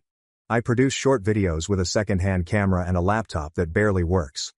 It isn't a pastime for me, although Dad labels it that. If it does not come with a payout, he considers it a waste of time. Mom believes I'm overly sensitive. Andrew refers to it as playing pretend. For 9 months, I'd been preparing for a National Film Fellowship, which provides cash for real-world initiatives. I'd filmed 2 short films and had an interview scheduled for Thursday night. I had scheduled time off work and borrowed a blazer to seem respectable. 4 days before the interview, Dad mentioned a family responsibility during supper. The logistics firm was organizing a dinner in Andrew's honor. Apparently his study effort, which was essentially a summer internship, was being acknowledged. They'd reserved tables and invited former colleagues, the works. The banquet happened on the same night as my interview. I informed them that I couldn't make it. Dad placed his fork down and gave me the expression as if I had offended him. "Family comes first," he explained. "This scholarship could help me advance my career," I said. "Career?" he laughed. "Do you mean you're editing?" "Jake, become serious. You'll have lots of opportunities to discuss your small films." Mom added that skipping would seem horrible. Andrew simply grinned and said, "It's not like anyone will miss you there." I attempted to disagree, but it's pointless when Dad makes a decision. If you do not agree, you are selfish. Pushing back is an act of ungratefulness. So I went to that ridiculous banquet, applauding along as Andrew delivered a speech about future medical discoveries and listened to Dad brag about his 2 successful kids to people who were unaware of the reality. I missed the interview, no rescheduling or second chances. I wrote them, pleading for another opportunity. They responded 3 days later. They had already pushed forward with other prospects. 9 months of labor are gone. A week later, I read a posting online. Andrew had submitted a short video to a regional competition. It won first place. The screenshot seemed familiar. So I downloaded the video. It wasn't only familiar, that was my. The information includes the original file names, the identical photos, and the same adjustments. He had stolen my entire scholarship effort, changed the opening credits, and added his name to it. The contest was tiny, with maybe 50 applications from a local business organization. Nobody knew about my scholarship application. Perfect location for him to steal it without being detected. I approached him inside the kitchen. "You stole my work." He hardly looked up from his phone. "If it were truly yours, they'd know." "I guess they assumed it was mine." "You had no right." "Don't be theatrical, Jake. It's only a video. You should be pleased that it won anything." I looked to Mom and Dad, anticipating a reaction. Dad folded his newspaper as if I had interrupted something vital. "Andrew's been under a lot of pressure," he told me. "It's good for him to get a win." "And you," Mom said, "should learn to share. This family helps one another. Share." It was the time I spent filming after midnight. I edited as my hands trembled from too much coffee. The stories I wanted to share. And they called it sharing. I stepped into my room and sat on the floor, gazing at my hard disk. This was not a one-time betrayal. This was how it had always been. By the time the sun rose, I had made up my decision. I was not going to sit there and wait for them to do it again. I was not going to ask them to see me. If they wanted Andrew to be the only son worth anything, that's okay. They could have him. I was finished. I left the house the same night.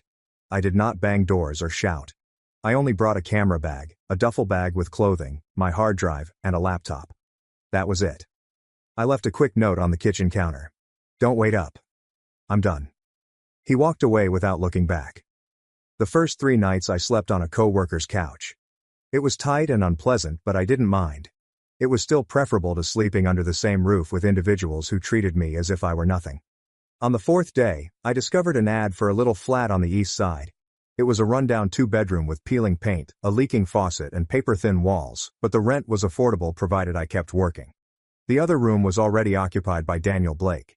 Daniel was 30, a few years older than Andrew. He used to operate a modest tech business, but his uncle kicked him out as it started to thrive. He informed me that the first week was all about takeaway boxes and inexpensive pizza. "Family will screw you faster than strangers," he told you. Not bitter, simply expressing the facts. We clicked straight away. Daniel was forthright, sardonic, and had a calm manner of discussing things that made them seem less daunting. Over time, he became more like the elder brother I thought I had, the sort that provides genuine counsel and does not regard you as a punchline. Life got quite busy. I got a morning job at a tiny coffee shop near my apartment and then worked late shifts delivering meals. Most evenings, I arrived home after midnight, had a short shower, and worked on videos until I couldn't stay up. I created a film channel under a fictitious identity and posted weekly. The first video had 60 views, then 130, and then 96. Daniel offered me paste notes while we watched them together. Aunt Diane phoned a few months after I had moved out. She was the only one in the family who ever treated me as more than Andrew's shadow. "I heard you had left," she remarked gently. "I'm proud of you, Jake." It was only 3 phrases, but it was more meaningful than any false, "we're proud" text my parents had ever sent. She inquired if I needed anything. I told her no, not because I didn't want to, but because I wanted to show to myself that I could do it on my own. The initial months were difficult. Rent ate my money. I lived off quick noodles. My editing system was barely functional, but it was mine. It was peaceful, and nobody told me I was wasting my time. Then something changed. I created a short called Night Shift. It followed a janitor, a nurse, and a delivery guy who worked all night in the same city, but never crossed paths. It was straightforward, raw, and honest. I uploaded it as normal, and then forgot about it. A week later, I received an email from the city's Arts Council. Someone on their panel had seen Night Shift and recommended it internally. They offered to give me a modest arts grant and connect me with a mentor from a local film incubator. I gazed at the screen for 5 minutes. The funding covered equipment and rent, but the mentorship was the true gift. Real-time comments from expert editors. When I informed Daniel, he smiled as if he had won the jackpot. "This is it, man," he explained. When I contacted Aunt Diane, she wept. "This is how it starts." "I knew you'd make something of yourself," she told me. I could detect pride in her voice. The stipend was $10,000 for 8 months. Half of the money was spent on rent and expenses. The remainder went for basic gear modifications and festival costs. It's not luxury money, but rather breathing room. For the first time, I felt like things were going someplace. I wasn't just chasing something, I was catching it. A week after my short film began to receive notice, my mother texted me unexpectedly. "We're really proud of you. Come home soon." It felt artificial, too smooth and pleasant. I disregarded it. 3 days later, Dad said, "It's time to come home and do something useful with your life." I laughed. Useful to him always referred to something that benefited Andrew. I didn't respond. Later, I discovered how they knew about any of it. Aunt Diane had uploaded one of my short videos on Facebook, simply to show her support, and Mom noticed it. That's how she found out about the money, the incubator mentoring, and everything else I was working on. I assume she told Andrew, since things quickly began to go wrong. The first strike came in the form of an email. "We've received an anonymous complaint about your financial disclosures. Your grant will be stopped while it is reviewed." It came from the Arts Council. Apparently someone reported me for lying on my application and squandering cash. They wouldn't tell me who, so I didn't have to guess. I provided them every invoice, receipt, and transaction I had, but the funds remained frozen until they completed reviewing. Then followed the following strike. A video began spreading on social media, implying that I had acknowledged to stealing material from another director. It was a poor mashup of lines from other behind-the-scenes videos I'd shared. The voice was mine, but the message was not. I assumed no one would take it seriously. I was mistaken. The remarks were brutal. Fraud, fraudster, and false. Sponsors ignored me. A gear firm unexpectedly withdrew their offer. Someone was ruining my reputation. A week later, a buddy from the incubator provided me a link to a film festival's submission list. I got stuck scrolling down. There it was. My concept, script, and working title, all submitted under Andrew's name. He had stolen another incomplete project from my shared cloud folder and submitted it before I had. I was infuriated. Daniel attempted to calm me down. "You're not going to win this by reacting," he told me. "That is what he wants. You need to think bigger." I knew he was correct, but it still made me sick. The situation then became more serious. I returned home from a delivery job one night and noticed our apartment door slightly unlocked. There was anarchy within. My editing equipment was ruined. Drawers were empty, memory cards were gone, and camera lenses were damaged. On my desk, there was a piece of paper with 4 words written in strong black marker: "Stay in your lane." I phoned the cops. They arrived, took photographs, and collected my statement. There was no forcible entrance, no witnesses, and no evidence to determine who did it. "Without proof," one detective added. "Especially if it's family, this is difficult to pursue." The next morning, Daniel discovered a camera jammed near the window and aimed into our living room. We had been observed for weeks. The camera felt deliberate, neatly disguised, and dusty, as if it had been there for a long time. But the break-in seemed different, angry, and messy. My guess: Andrew put the camera because he believed he was being clever. The break-in occurred when he lost control. That altered everything. It wasn't about jealousy anymore. This was purposeful and planned. Someone, and we both knew who, was attempting to intimidate me into resigning. For a while, it nearly worked. I've stopped uploading. I'd sit at my desk and gaze at my blank timeline, without touching anything. My motivation to work on anything faded. A portion of me considered deleting the channel, selling my gear, and finding a job that wouldn't make me a target. But every time I pondered quitting up, I remembered the note. Stay in your lane. That's what they wanted. For me to shrivel back down and vanish so Andrew could keep pretending I didn't exist. Daniel went into my room one night, holding 2 cups of coffee. If you're going to quit, do it because you want to, he told me. Not because some spoiled idiot smashed your stuff. He was correct. I wasn't going to give them the win. The next morning, I started a new project file with the title Negative Space. This was not going to be another short film. It would be a whole documentary, not only about myself, but about others who had their work stolen, their names tarnished, and their reputations ruined. People were urged to stay in their lane. I began writing narrative, every communication, screenshot, each suspicious upload. I started categorizing everything. I quit my delivery job but maintained the coffee shop. Daniel covered a portion of my rent for several months. The documentary took 5 months to complete, with weekends spent filming, editing after shifts, and 3 all-nighters every week. My mentor allowed me to utilize the incubator studio and software. Without it, my laptop would have died halfway through since I was no longer in the lane he had created. I was forging my own path. Daniel's first words when I informed him about the documentary concept were, "If you're going to do this, do it smart. There are interviews, producing voiceovers, and putting together no furious rants or half-baked proof. You need receipts for everything." And that's where we began. We spent the following 3 nights transforming my chaos into a plan. Daniel assisted me in organizing all of the evidence I already had, including screenshots of the phony video postings, timestamps from when Andrew uploaded stolen material, grant committee emails, and text messages from my parents attempting to shame me into returning home. We made a chronology, line by line, from the night I left my parents' house to the vandalism in my apartment. We started by upgrading security. Daniel fitted improved lock and motion sensors. We also backed up all of my work to encrypted disks. One remained hidden in the apartment. Another person went to Aunt Diane's residence. She volunteered to protect it without asking too many questions. She was the only one who didn't require the entire narrative to understand why I didn't trust anybody else. Daniel traced the anonymous tip email to my birthplace. We examined the information on the stolen files. They still held my original creation dates. The most startling proof came from Aunt Diane. She was searching at old family photographs on the shared cloud that everyone had forgotten about.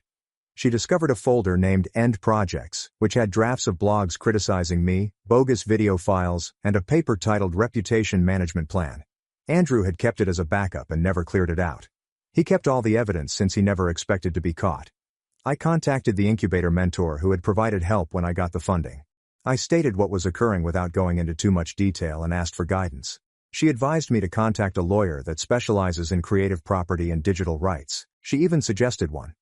He worked on a contingency plan for IP theft, with no upfront costs. For everything else, I paid $250 each month.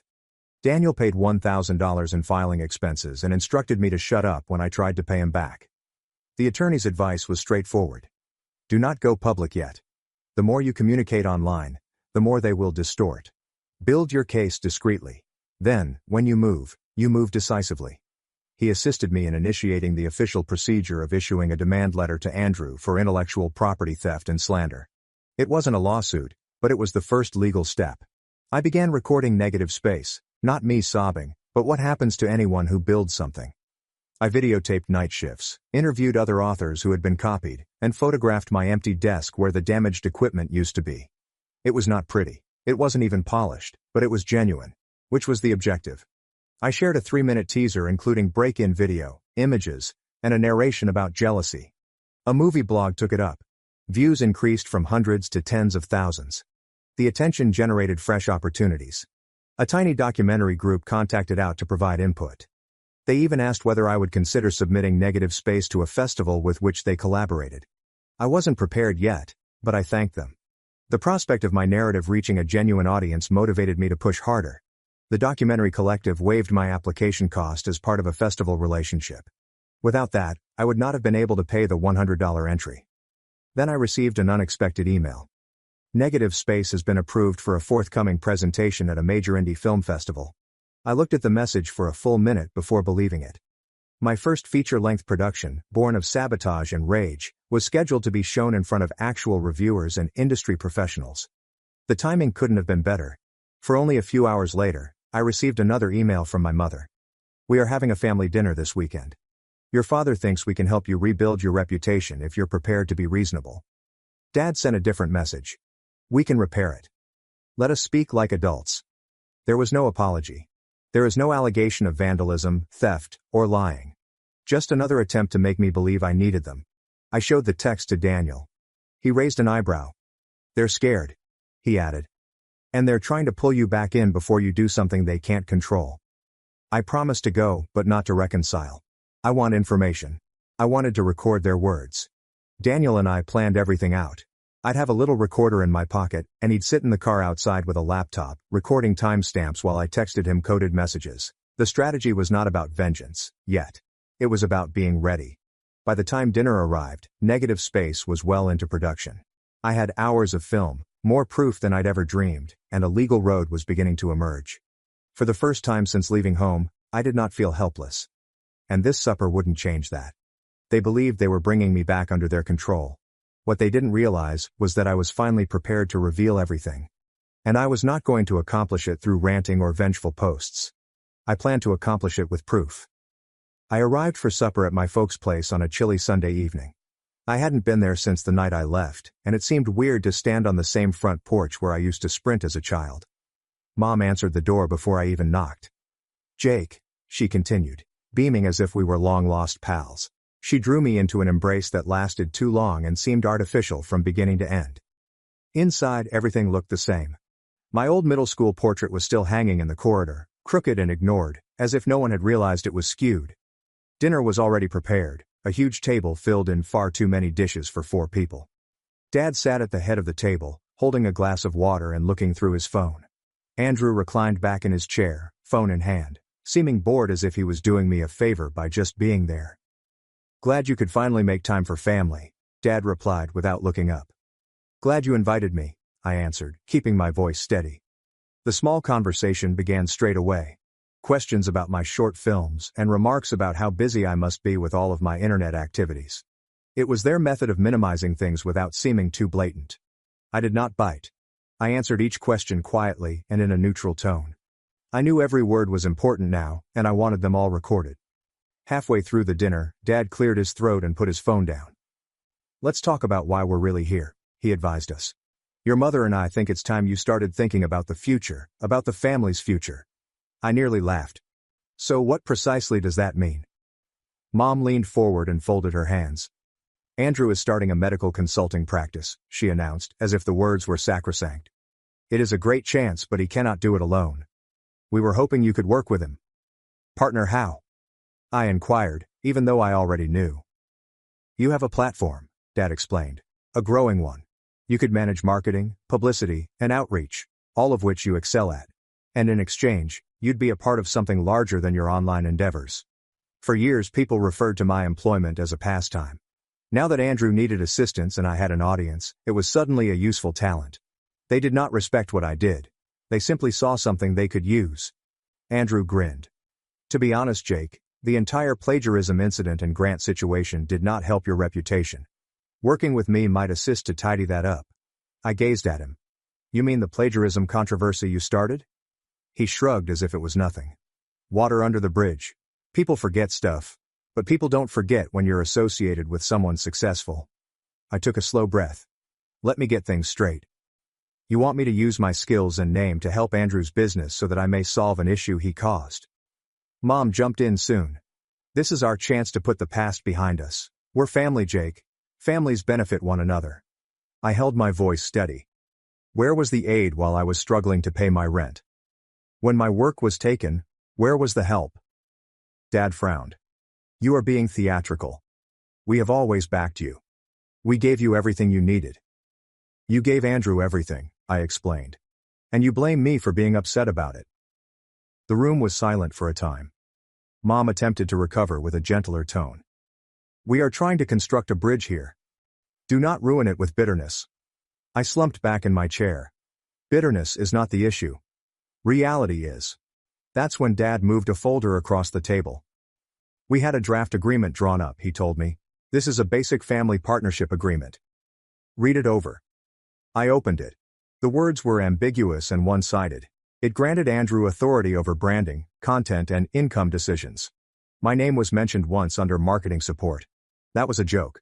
I closed the folder. "I'll look into it," I said coldly, placing it into my jacket pocket. I wasn't signing anything, but I did want the papers. It could be beneficial later. As we finished supper, Andrew accompanied me to the hallway as I put on my coat. "You're not as important as you think you are," he remarked calmly. "You can't win without us." I met his gaze. "We'll see." He flashed the same arrogant look he'd had all my life. "Good luck with your tiny film project. I hope it works out." Outside, the air felt colder than when I first came. Daniel was parked down the street, waiting in his car with his laptop open. I climbed into the passenger seat and handed him a little piece of paper with a timestamp on it. He nodded. Every key aspect of the talk was documented and annotated. "How did it go?" he asked. "They want me to build Andrew's business for him," I told them. "And they think I owe them for everything they've done." Daniel snorted. "That isn't surprising. But we got what we needed." "Every word," I said. That night I transferred the audio files to an encrypted folder and forwarded a backup to the lawyer.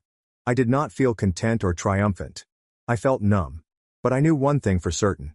They were not attempting to make peace. They were attempting to get me back under their control before I went too far away from them. They still didn't comprehend. That control was gone. They just didn't realize it yet. The day of the film festival seemed like the biggest day of my life, and the most terrifying. Negative Space was ultimately completed. Daniel and I came early. He assisted me in setting up the tiny booth they provided in the networking area. I created a simple poster called Negative Space, which tells a tale about betrayal, ownership, and creating something from nothing. Nothing fancy.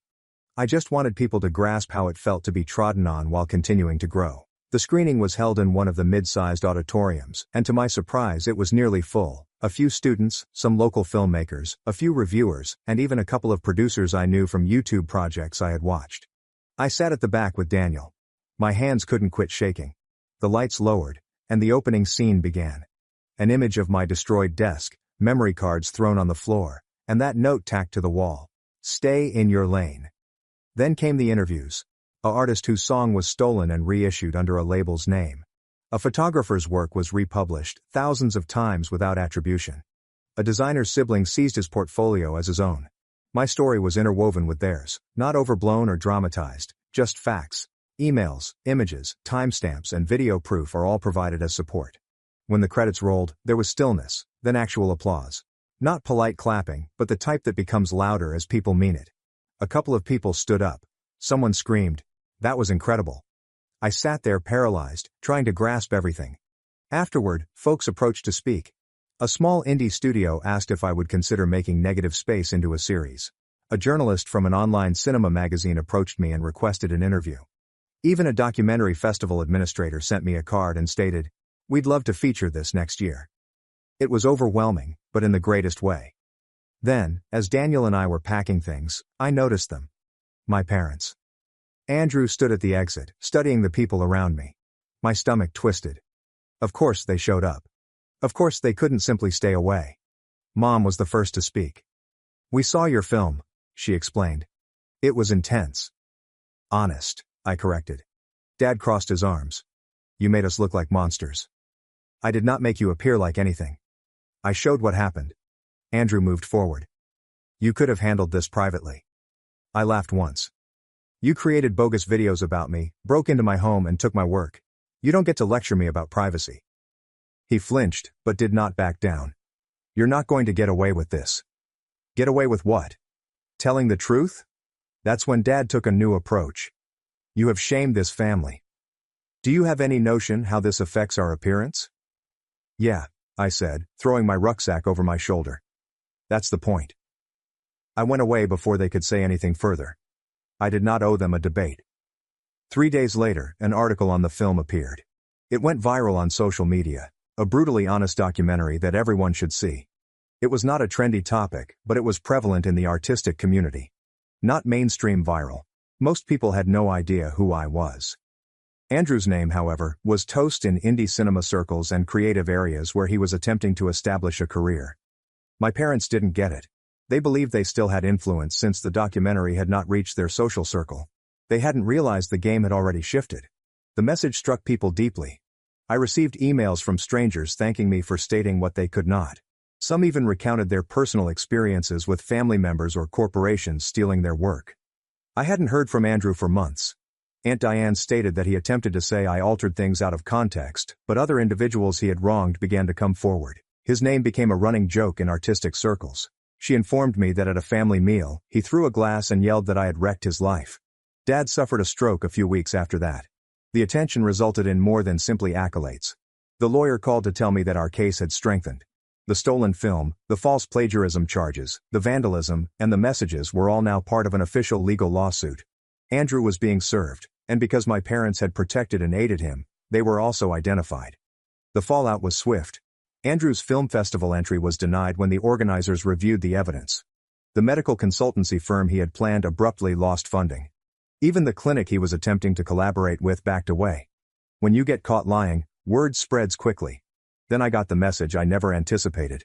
Aunt Diane texted me, "Your mother called. They're in a panic. They want to communicate before the case moves forward." I disregarded it. A few hours later, Dad phoned, followed by Mom, and finally Andrew. I let all calls go to voicemail. If they wished to communicate, they could do so through attorneys. One night, approximately a week after the festival, I was working on a new project when Daniel stepped into the room with a smile. "You're not going to believe this," he muttered, flinging his phone onto the desk. It was a news article. A viral documentary inspired fresh financing for a creative rights program. A foundation has developed a fund to assist small creators in legal disputes over stolen material, citing negative space as an inspiration. I wasn't sure what to say. I just sat there gazing at the screen, amazed that something I created in a little apartment with borrowed equipment was suddenly causing genuine change. Of course, my folks attempted one more ploy. A few days later, I received a long, beautifully written email. "We apologize for the way things turned out. We never intended to hurt you. Can we meet and discuss this?" I read it once, then erased it. Because the reality was, I no longer needed them to understand. I didn't want them to sympathize with me or feel bad about it. The harm had been done, and they now had to deal with the consequences, just as I did with theirs. The night before the lawsuit papers were formally filed, Daniel and I stood on our apartment's balcony. The city hummed underneath us. And for the first time in a long time, I felt relaxed. "This is only the beginning," he remarked. "Yeah," I said, observing the lights in the distance. "But this time, I'm writing the story." The litigation was proceeding slowly but steadily. Andrew's lawyer attempted to settle twice, both times with disrespectful offers that essentially said, "Let's pretend none of this happened." My counsel declined both. We weren't looking for a payoff. We sought responsibility. The civil claim for slander, theft of intellectual property, and property damage was robust. The digital forensics, emails, break-in evidence, and phony videos, it was all watertight. Their defensive plan was simply, "He's exaggerating. That wasn't going to work." Then, one rainy night in late November, I had a tap at my door. When I opened it, Andrew was standing there drenched, looking nothing like the pompous version of himself I had grown up with. He had lost weight. His hands trembled. This was not the same man. This was someone who recognized he had hit rock bottom. His clothing were crumpled, his hair was tangled, and his face appeared worn in a manner I hadn't seen before. "Can I come inside?" he inquired gently. I hesitated but moved aside. He strolled in carefully, eyeing the room as if looking for the version of me he once knew. I offered him a towel. He did not accept it. "Dad's been sick," he explained after a lengthy silence. "Stroke?" "Not awful, but he isn't the same." "Mom's?" "She's not handling it well." I nodded. "I heard." He touched his cheek. "Everything is coming apart. Investors left. My name has been ruined. Nobody wants to work with me. I can't even obtain interviews since every search result mentions your video or the lawsuit." I leaned on the countertop. "That's what happens when you spend your whole life thinking you're untouchable." He flinched. "I know I screwed up." "Screwed up?" I murmured, my voice low and steady. "Andrew, you didn't simply goof up. You attempted to ruin me. You broke into my house. You disseminate falsehoods. You took my work. You observed me with a camera. And you never believed you were incorrect." He did not argue. He simply stood there, eyes burning, gazing at the floor. "I thought I was supposed to be the successful one," he said quietly. "That is what they have always told me. If you started outperforming me, what was I?" I did not have a response for it. Perhaps he didn't either. After a lengthy pause he murmured, "I'm sorry. Not because of the litigation, or because my life is falling apart. I'm sorry for treating you like you were less than me. You never were." For a brief moment, I nearly believed it. But part of me realized it was probably too late. Years of harm cannot be undone with a single apology. Nonetheless, hearing it was important, not for him, but for me. "I appreciate you saying that," I told you. "But sorry doesn't erase what you did, and it doesn't mean I'll drop the lawsuit." He nodded. "I understand. I am not asking you to." We stood there for a long, the rain striking the windows, and neither of us knew what to say. He turned to look at me one final time before leaving. "I'm leaving town and starting fresh somewhere else. I doubt anyone here will ever forget what I did." "Maybe that's a good thing," I said. He departed silently, vanishing into the rain. I never saw him after that night. Aunt Diane subsequently informed me that he had moved to another state and was working under a different identity. I didn't feel glad or angry, just finished. As if that chapter in my life had finally come to an end. The case was resolved a few months later. We won. The judge found in my favor on all counts. Andrew and my parents were required to pay damages, make a public apology, and delete any remaining incorrect information. More crucially, there was now a permanent legal record of what transpired, which they could neither change or refute. Life after that seemed lighter. I launched another piece, a short series about creative ownership in the digital era, which received even more attention than Negative Space. My following expanded, as did the opportunities. I was invited to speak on panels, work with other films, and train younger creative who had experienced similar experiences. Every time someone said, "Your story inspired me to keep going," I remembered all the times I nearly gave up. 6 years after Negative Space premiered, I had a small celebration in my studio with a few close friends, Daniel, Aunt Diane, and a few folks I met along the road. We got takeout, had coffee, and watched the movie together. Near the conclusion, Daniel lifted his glass and exclaimed, "To staying out of lanes." We all laughed. But I understood what he meant. I had spent the most of my life being told where I did and did not belong. Finally, I was able to live fully on my own terms. Later that night, I went out onto the balcony and gazed out over the city. It was silent, with only the faint hum of traffic below. I remembered the terrified 20-year-old boy who left home with a backpack and $1,500. I reflected on the destroyed camera equipment, the phony movies, the treachery, and every time someone told me I wasn't enough. And for the first time, I didn't become angry when I remembered it. I was grateful because if they hadn't attempted to break me, I wouldn't have realized how powerful I was. If they hadn't removed everything, I'd never have created something genuinely mine. Standing there, I knew I didn't need vengeance anymore. I had already won. They had to deal with the consequences of their actions. I got to live with what I'd created, which was more than enough. Caught my husband kissing his ex, right before I went into labor. When he came back begging, his own mother handed him custody papers. "Hello Reddit, I'm in a pretty tough issue right now, and any assistance or suggestions would be greatly appreciated. So, my husband, Finn, 35 male, and I, 32 female, have been together for 5 years and married for 2. We met through work, so I knew little about his background. However, after dating for a while, we discovered that each of us had only had one significant relationship since graduating from college. My ex and I had been together for 4 years, 3 years in college and 1 year after that. But we split up due to personal differences and did not stay in touch.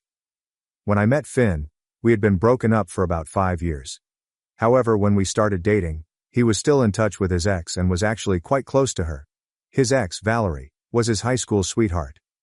They had been together since they were 16, through college, and had been apart for 5 years when he met me. He told me that they had to part ways because she wanted to advance in her career, which required her to take a job in Australia.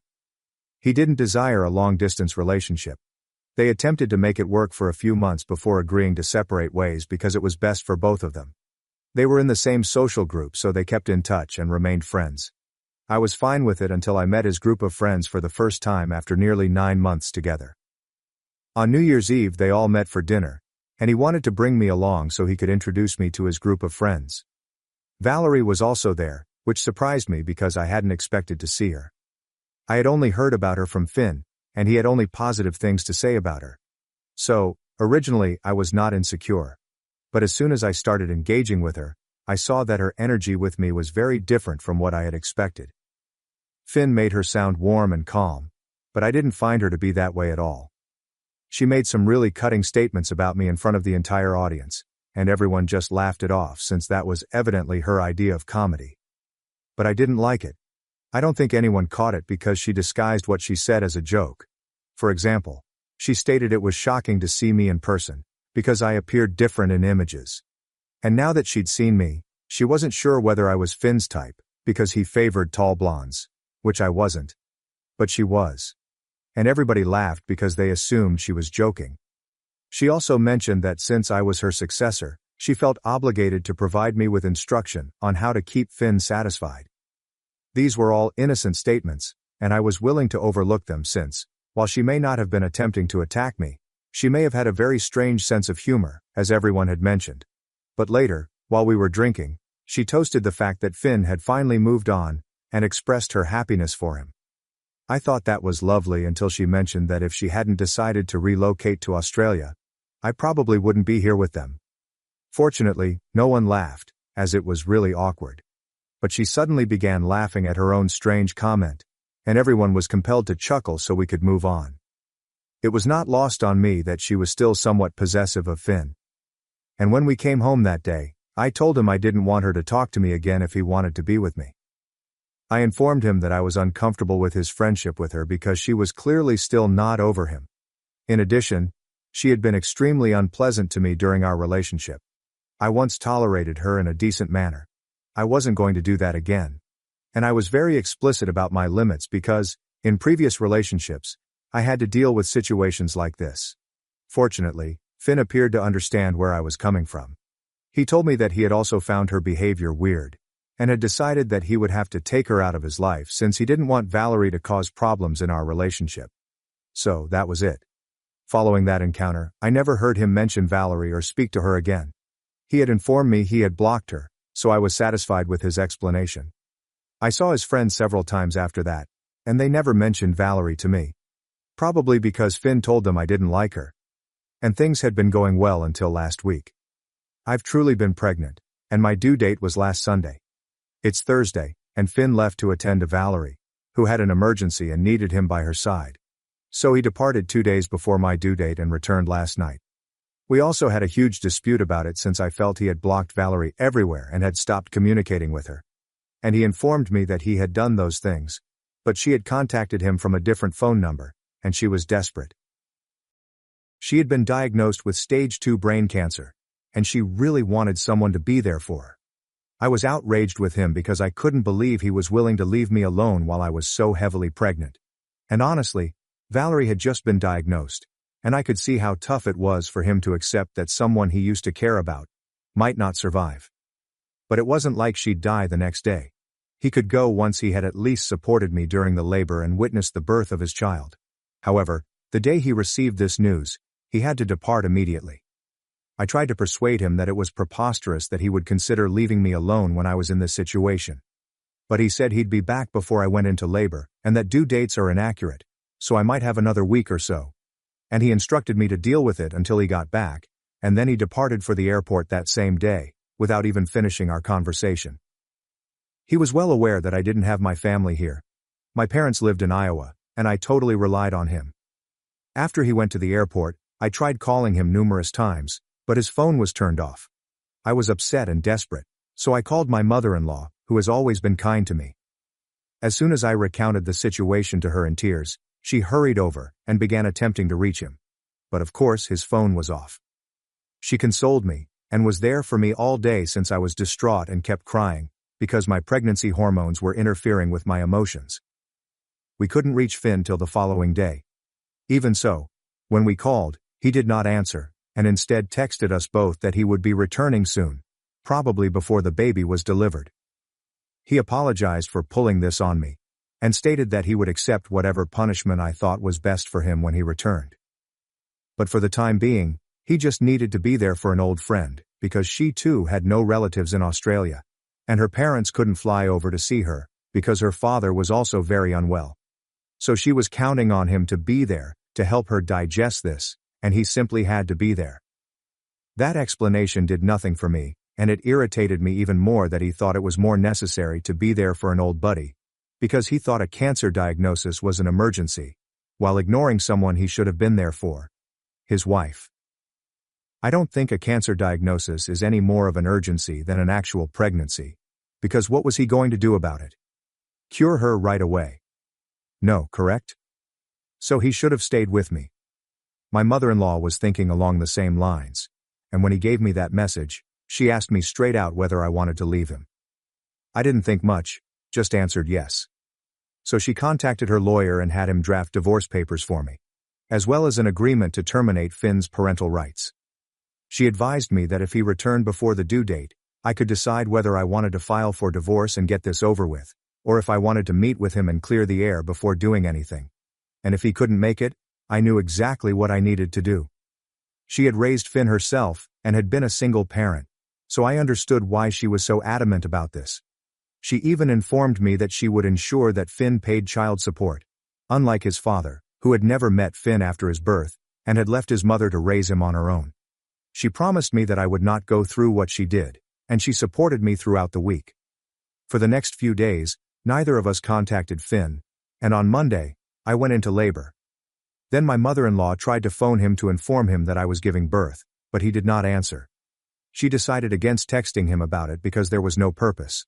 My parents had flown in the day before, which was fortunate, and they were all present for me. Even still, I felt Finn's absence profoundly that day, and I resolved that no matter what occurred when he returned, I would never be able to see him the same way again.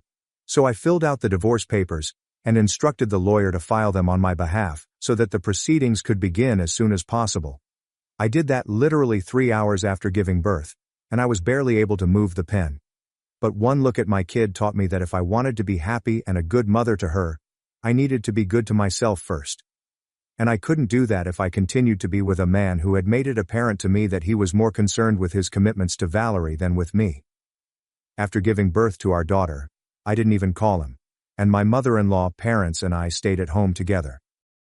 My parents are scheduled to return tomorrow, so it will be just me and my mother-in-law from then on. I informed them all of my choice to leave him because he had not even attempted to contact me, despite having promised me that he would return before the due date. And he had already spent a week with Valerie. Last night, he returned home late. I answered the door for him, and he immediately hugged me, but I shrugged him off and told him I didn't want anything to do with him. Then, when the doorbell rang and the door was open, my mother-in-law stormed into the room, shoved the papers in her son's face, and demanded that he leave immediately. She claimed she didn't care where he spent the night, but she just wanted him out of the house since I needed some peace and quiet right now, because I had given birth a few days ago, and he wasn't even present. She also told him that I had already completed the divorce paperwork, and that he needed to complete the paperwork to terminate his parental rights over our daughter. He was astonished, and couldn't say anything for the first few minutes. I wanted to empty out the room as soon as possible, because my mother-in-law was correct. I was still quite weak, and needed time to heal physically. So I went to another room since I didn't want to speak with Finn, and seeing him had weakened my resolve greatly. I didn't want this to become even more tough for me. Then I heard yelling, and I understood Finn was fighting with his mother. But I chose not to intervene, and remained out of it with my daughter. After a few minutes, I heard Finn shout out my name, asking that I speak to him, and, at the very least, allow him to see his daughter, as I owed him that. That did not sit well with me. I returned outside to see him after putting my kid in the crib, and I informed him that after what he had done, I owed him nothing.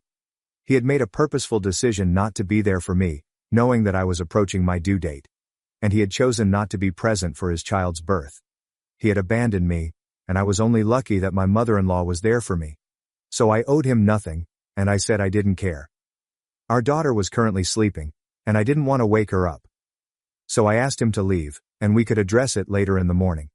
He eventually left, but I could see tears in his eyes. He even tried to talk to me one last time, but I backed away and urged him to leave. We were sleepy, so we went to bed, but he showed up again this morning, and I finally told him it was done for me. He had left for Valerie almost immediately, and there was nothing he could say to draw me back. My mother-in-law was in the same room, but I had told her that I wanted to have this conversation with him myself, and clear things up once and for all. He then began crying and begging, and my mother-in-law had to leave the home with the baby so that our daughter would not hear any of it, as he was being quite loud. He kept saying that he had only gone because Valerie had begged him to, claiming that she was dying. He had spent a week there because she had no family there and was really lonely. He had spent all of those days trying to console her and be there for her. It was all platonic, but I wasn't present, so who knows what happened. So I told him it didn't matter anymore, and asked him to leave. But then he stated that even if I decided to divorce him, he thought it would be too harsh a punishment to deny him the opportunity to be a father. So he asked me to rethink, or he'd have to fight for custody. Even then, it was improbable that he would be granted custody of his daughter since, first and foremost, he had not been present at the birth, something we might use against him, and he was aware of this.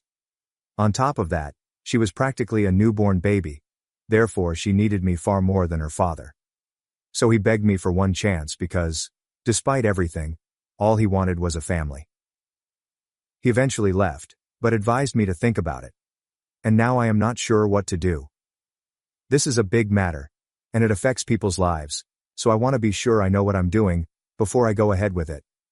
So, AITA for divorcing my husband and instructing him to terminate his parental rights over our daughter, because he had missed the birth of our child to be with his ex, who claimed to be on her deathbed.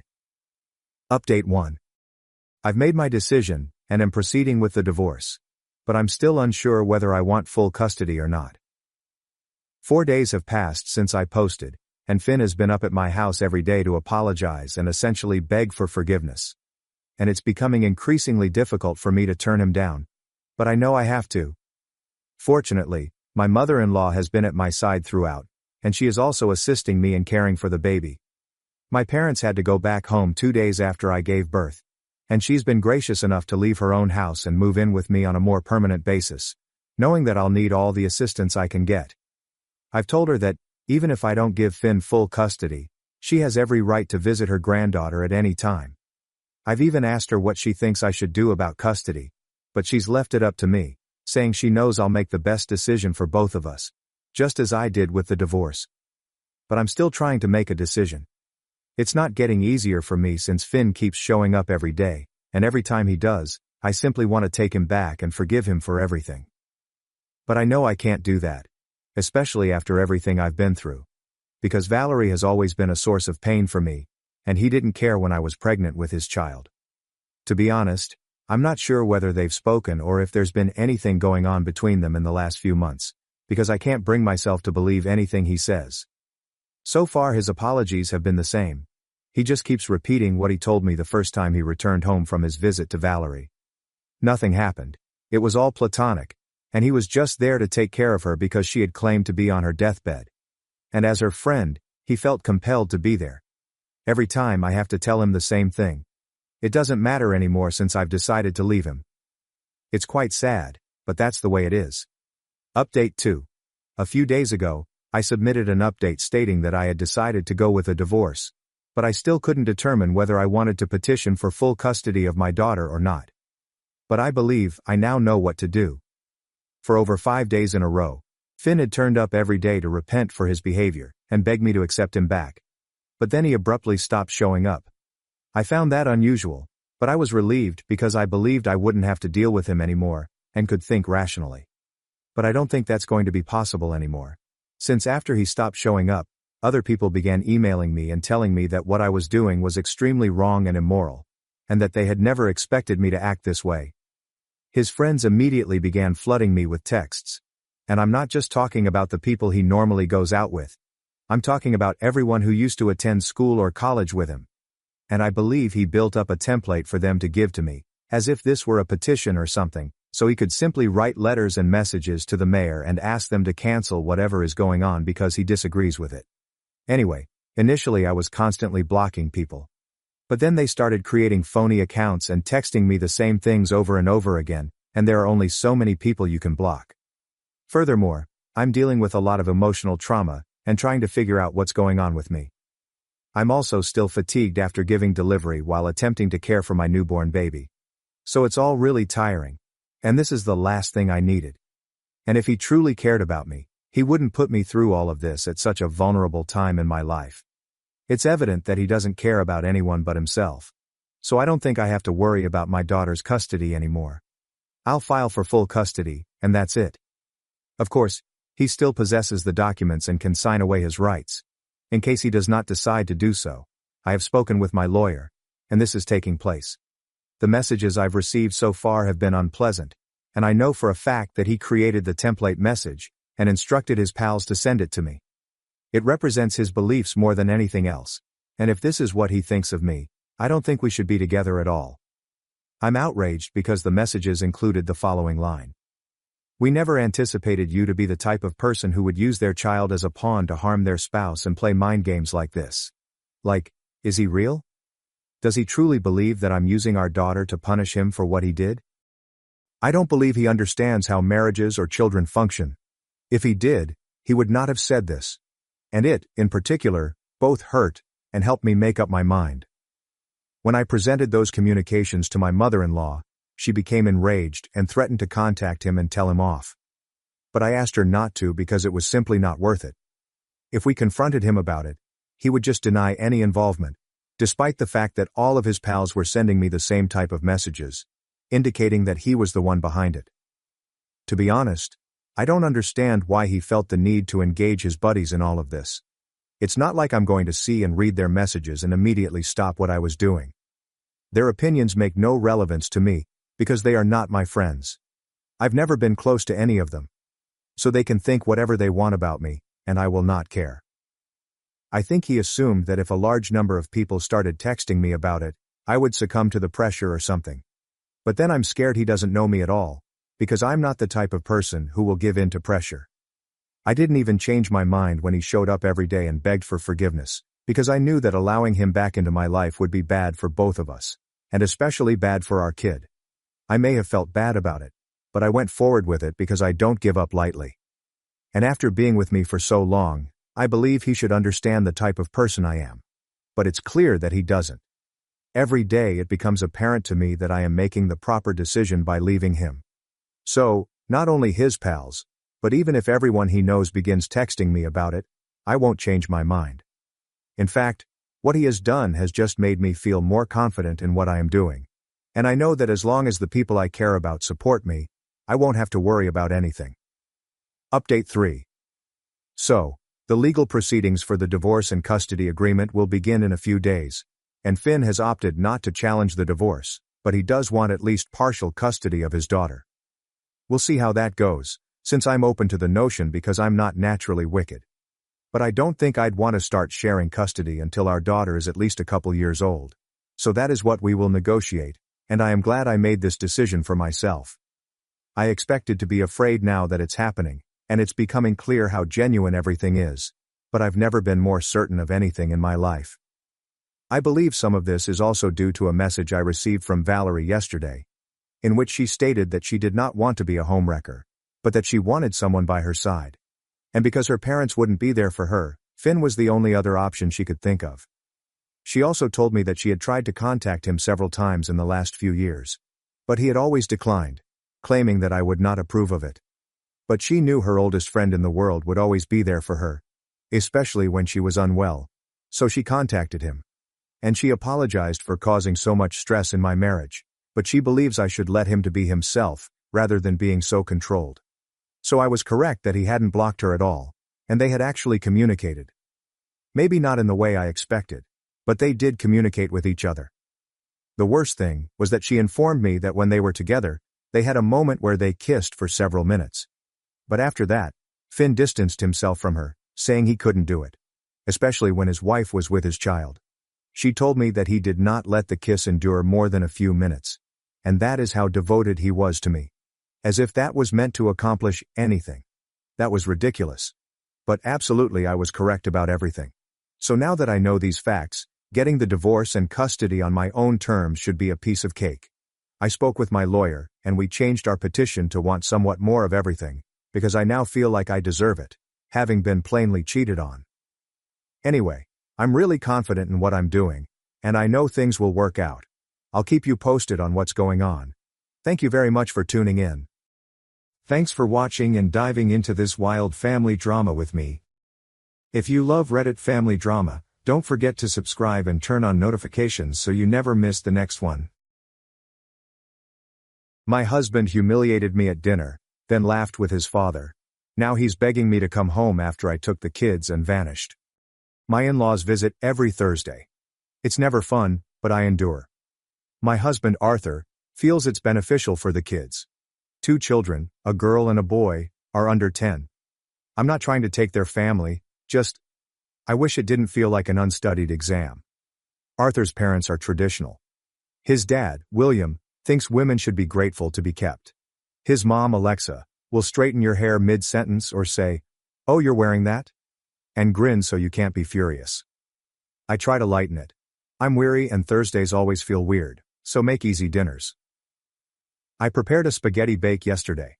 Pasta, veggies, cheese, bake, done. Kids like it. It's simple. I wasn't about to become master chef after 3 school calls and a cry over a missing water bottle before lunchtime. From the moment they arrived, I could tell William was moody. The kind you know. He huffs and puffs like everything insults him. Recently he's been an extra. Probably because he's old and feels ignored. He never says anything worth hearing, so we don't. It starts with food. I'm serving it, and he's making expressions like he's sniffing something bad. The kids laugh, which makes it worse because he now has an audience. Pokes it and says, "This the best you can do?" Actually, I'm not surprised. He's said worse. Instead of closing it down or dismissing it, Arthur starts with a smirk and says, "I only married him for his name and whatever property he believes we have." Which is crazy since we have a mortgage and a car that barely passes inspection in a single year. I start, "Can we not do this in front of the kids?" But Arthur stops me, adds, "Maybe if I put half as much effort into the marriage as I do into feeling sorry for myself, we'd have a decent meal." Yes. Before everyone. No one speaks. Alexa pours another glass of wine and pretends to scroll on her phone. The kids' silence is worse than their giggling. I sit because what else can I do? I'm dramatic when I speak. I'll cause trouble if I leave. It continues. William calls my job cute but says I should focus on the house like genuine ladies. My mom worked, and our house didn't burn down. He comments on my attire. He says leggings aren't pants, and women cared about looks back then. I don't look horrible. I spent the day running errands and cleaning, so I wore comfy clothes. Alexa is silent. Just watch the wall behind me like she's waiting for it to move. Kieran is sitting there, acting normal, eating his food like he's above it. I try to get the kids to eat, but they're watching. I know they're old enough to spot problems. My daughter says she enjoys the food, but William interrupts. Says, "Of course she does. Kids don't know any better." I want to beg him to stop, but I'm too exhausted to fight. I want dinner over. I scroll on my phone. I check Instagram. I SMS my sister, "Kill me." She sends a meme that does nothing. William says my generation is soft, and that I'd have been expelled from his house long ago. Arthur laughs. Really laughing. I don't recognize him from his behavior. He's always trying to please his dad, but why at my expense? Not logical. I get up and start collecting plates.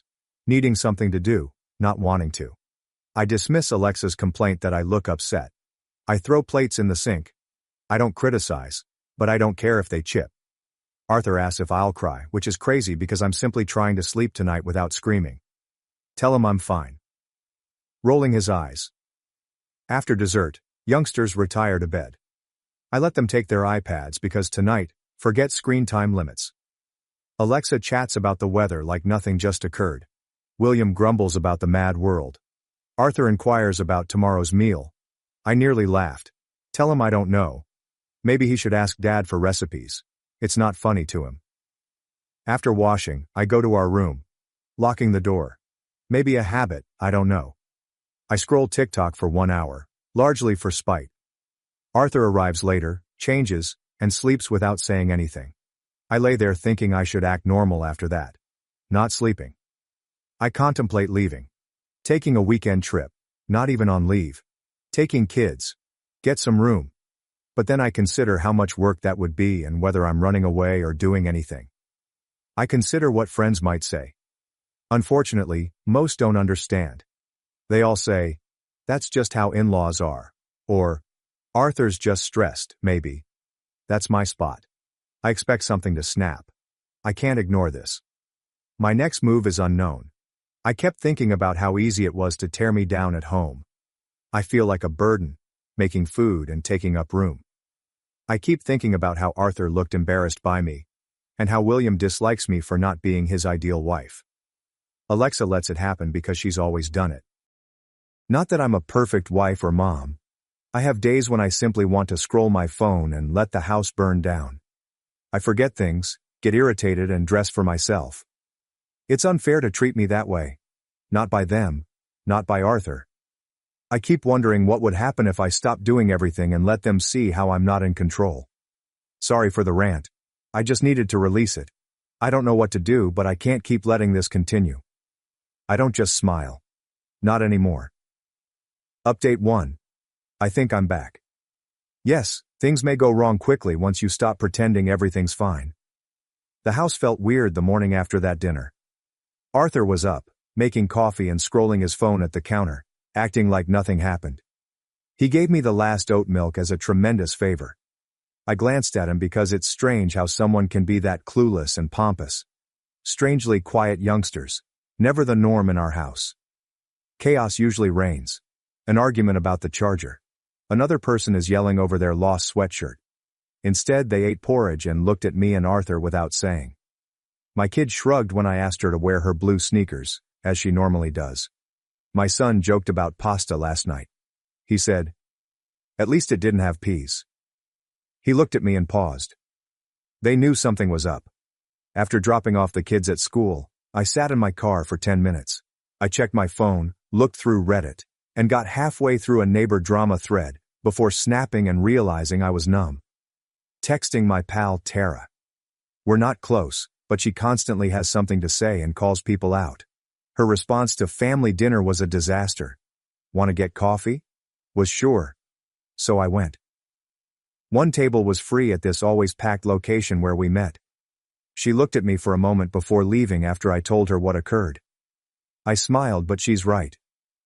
You know your FIL is a dinosaur, and your husband's always been a little too eager to impress him. She asked why I let them hurt me, and I couldn't respond. Even I understood.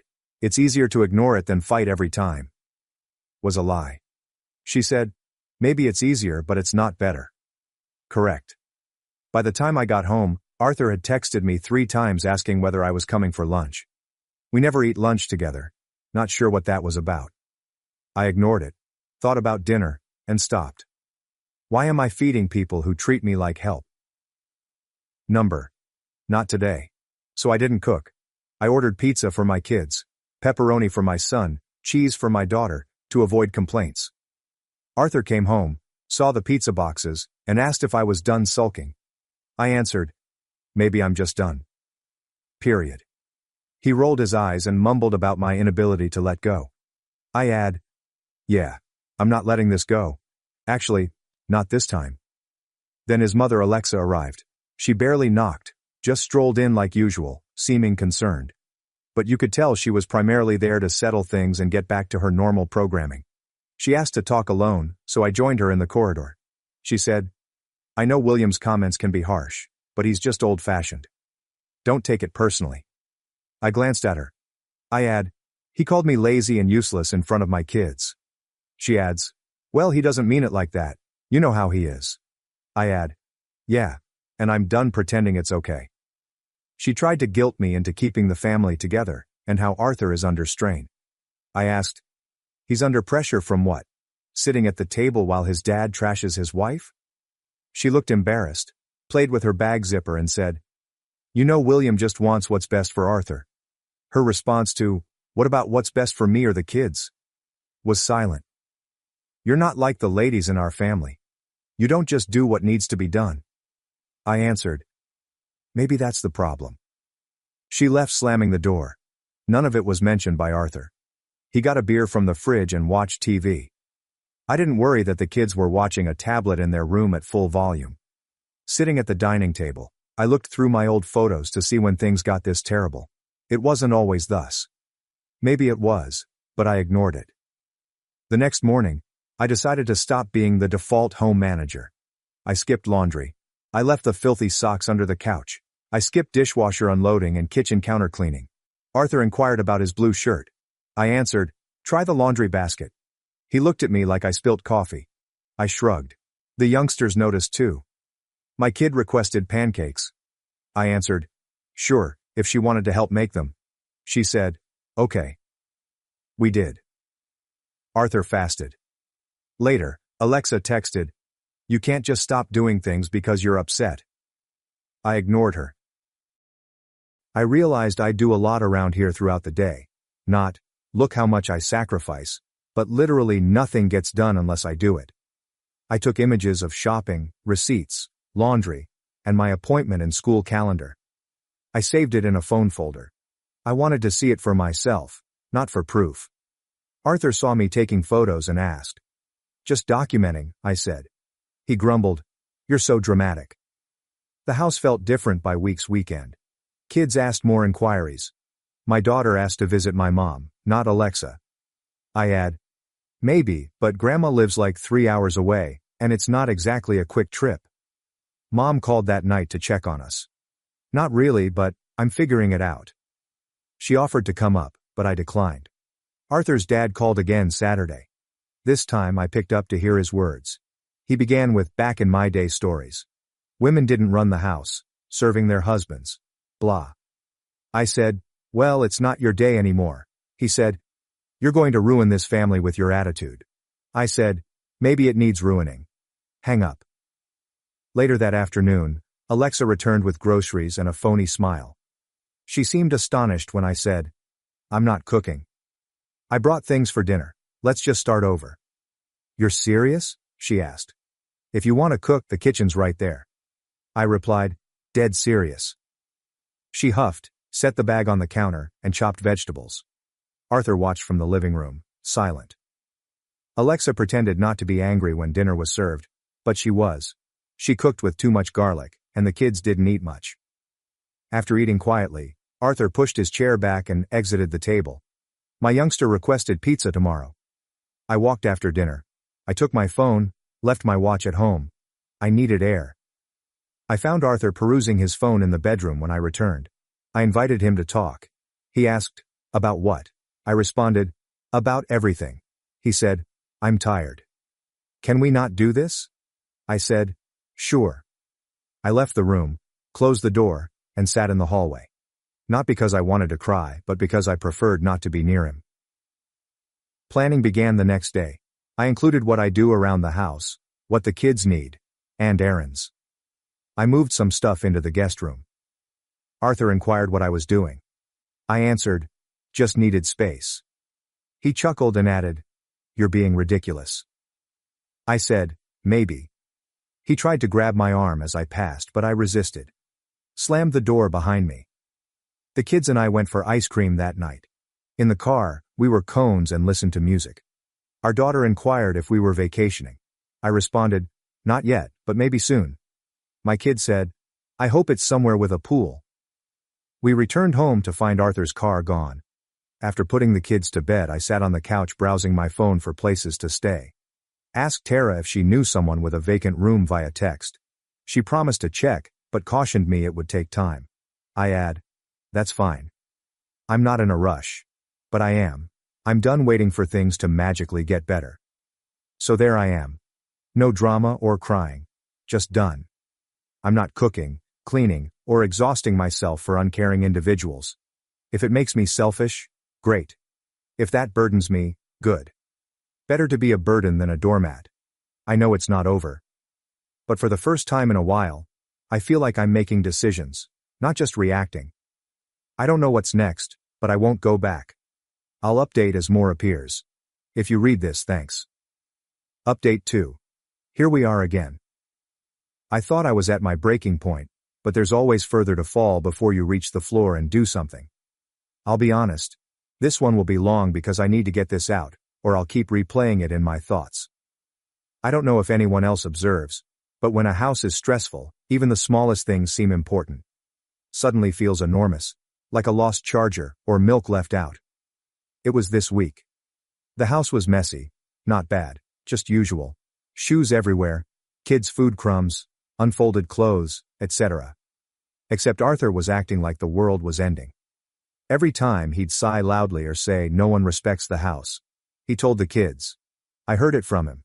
He said it to his mom over speakerphone, which was crazy, because she agreed, and then started talking about how she had 3 kids when she was my age, kept the house clean, and prepared every meal from scratch.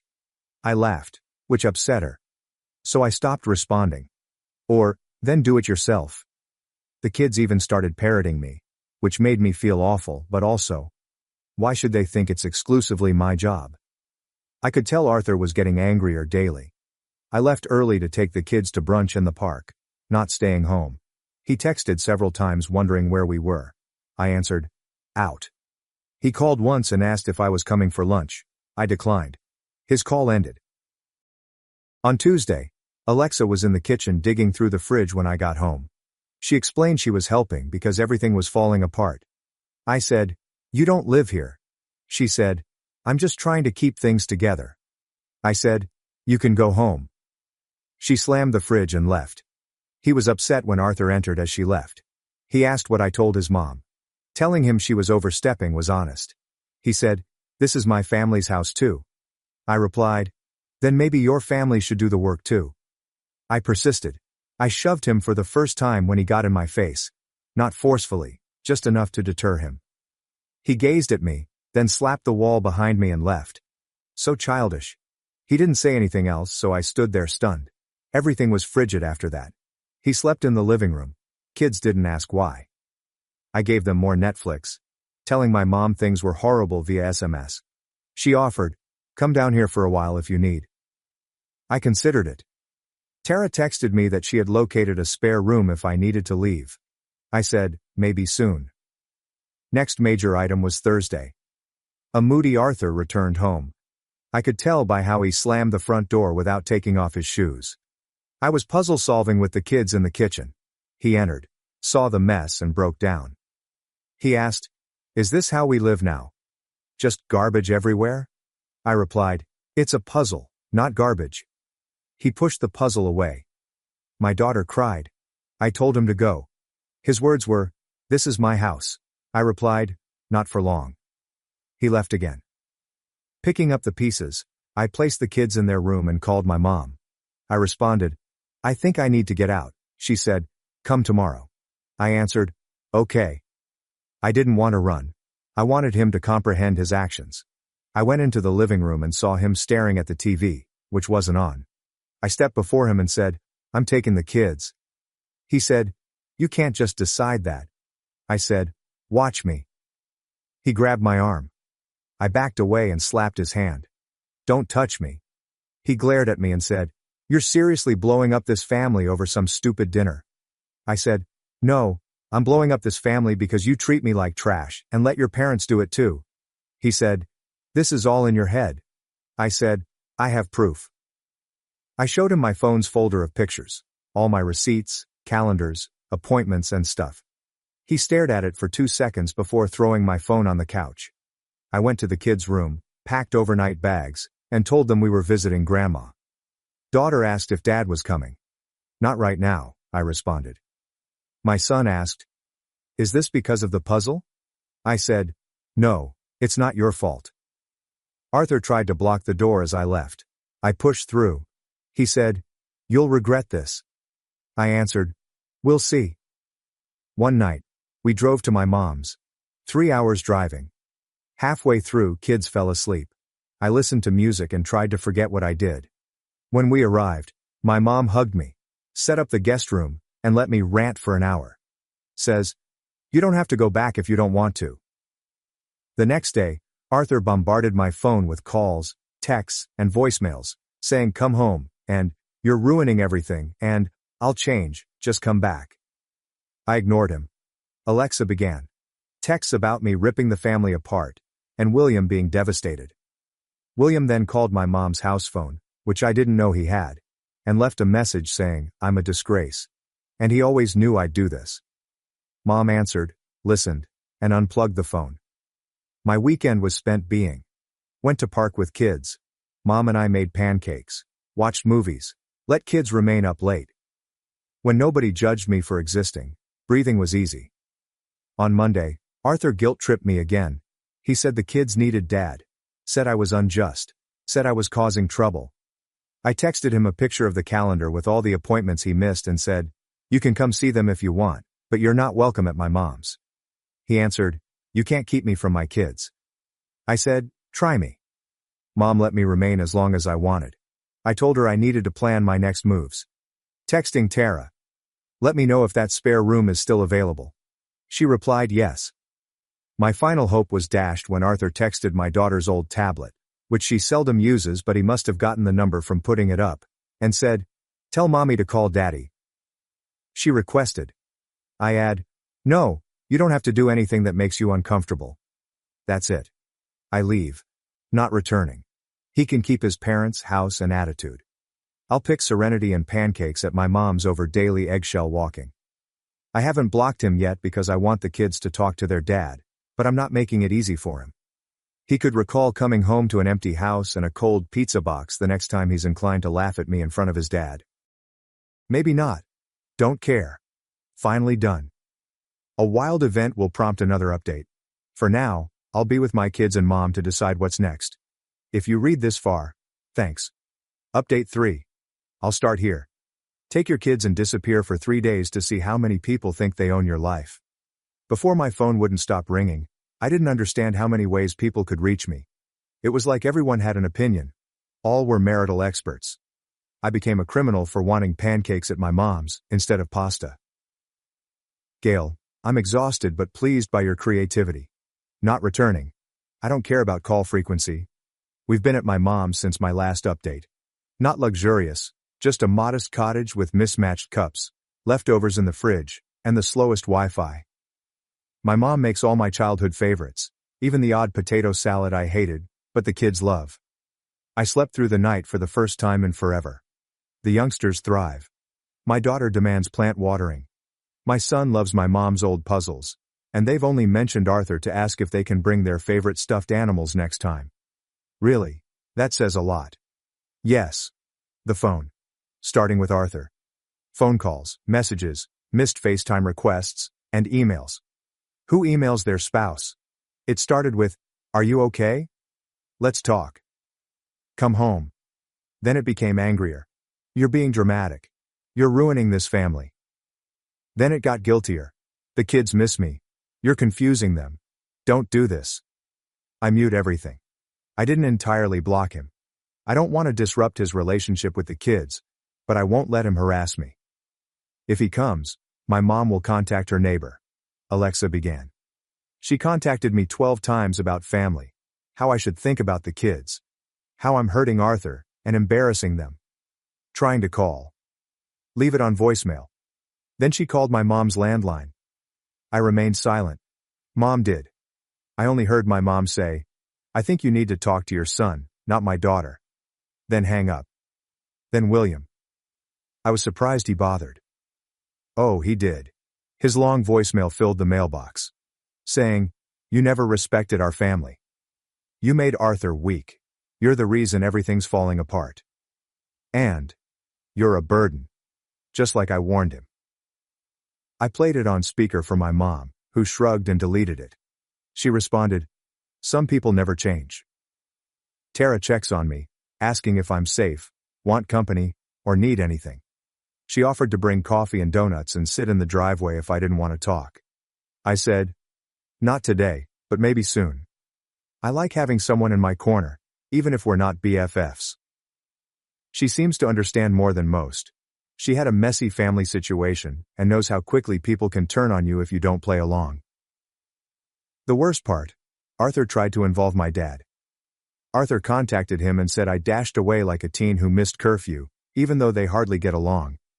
My irritated dad called me to inquire what was wrong, telling him the truth. I was weary of being treated like a problem at home, the food, the scolding, and everything. His silence was followed by, "Well, I'm glad you're somewhere safe. Let me know if you need anything." Which is important for my dad, who prefers memes to serious messages. Yes, the phones, emails, and even a Facebook DM from a cousin I haven't seen in 5 years. Everyone wants a say. Everyone wants me back, to explain, or to apologize for the awkwardness. None of them inquired how I was feeling, if the kids were happy, or if I needed help. All about them. Their comfy, their image, their tranquility. Watching Arthur strive to do everything I used to do got to me. I brought barely anything. Just the kids, a few clothing items, their favorite toys, my charger, and birth certificates and insurance cards. Practicality, not drama. But suddenly, he's texting about grocery lists, clean towels, trash pickup times, and, where are the kids' medical records? I ignored most of it but sent him important information. Not wanting to make the kids' lives tougher, but not trying to make his life easier. Figure it out. As I did. Alexa pressured me to return home. William was worried about his family breaking up. I suggested he consider it before calling me a burden in my kitchen. She said, "You're being petty." I answered, "Maybe." She said, "You'll regret this." I responded, "Not as much as I'd regret staying." Money went crazy too. Girl, Arthur and I always broke things up well. He had bills, I had some. Whoever had time bought groceries. He suddenly realizes how much gets done he never saw. He called and said, "You need to send money for the mortgage." I answered, "You live there. The kids are with me, you figure it out." He got upset. Said I was mean. I asked, "You wanted to be the man of the house, right? Act like it." He hung up. Mom gave me a high five. His kids rarely ask about him. I let my daughter phone him once. Talked for 5 minutes. She asks, "Can we go back to Grandma's puzzle now?" Final attempt by William. He arrived at my mom's door. She replied that he may talk to her on the porch, not inside. He shouted, "You're tearing this family apart." She answered, "Then maybe you should have treated her like family." He turned red, stomped to his car, and departed. Watching from the window, I felt nothing. The school contacted me to check on the kids and see if they needed anything. I answered, "We're fine." I admitted the relocation was difficult but the kids will return soon. The school counselor added, "If you need anything, let us know." It was the first time anyone asked what we needed, not what was easy for everyone else. I almost cried. Now what? No idea. Not returning. I won't fake it for a man who simply wanted to please his parents, or a family who considered me as a maid and scapegoat. I'm not doing it for the image, holidays, artificial grins, or terrible dinners where everyone whispers, but no one helps. It's not simple. Figuring out the details is difficult. I need to organize school and a million other things I haven't considered. But I'd rather do it than live as a ghost. Arthur stays texting. He gets upset sometimes. Sometimes he begs. Sometimes he sends me phone memories to make me forget what he said. I silence him. I let him see the kids provided he came to my mom's and controlled his temper. He hasn't tried yet. Not sure what's next. I won't return. Definitely not apologizing. I expect the phone to ring for a while. Best part, I don't have to answer. Thanks for persisting. Sorry about the mess, but that's life right now. I'll report anything unusual. I'm just here now. This is enough. Thanks for watching and sticking around till the end. If you enjoyed these stories, make sure to subscribe and hit the bell so you don't miss the next drama-filled episode. My sister posted my house online and called me a placeholder, then raised $14,000 off my life. But I sold it right from under their feet. My sister smirked as she stood in my $750,000 home before the family reunion. "Dad promised this as my wedding gift," she told me. "Do you really think this is your place?" My father laughed, even after I spent $650,000 for it. "You don't belong here," he said. I said nothing, but pulled out the deed and texted them.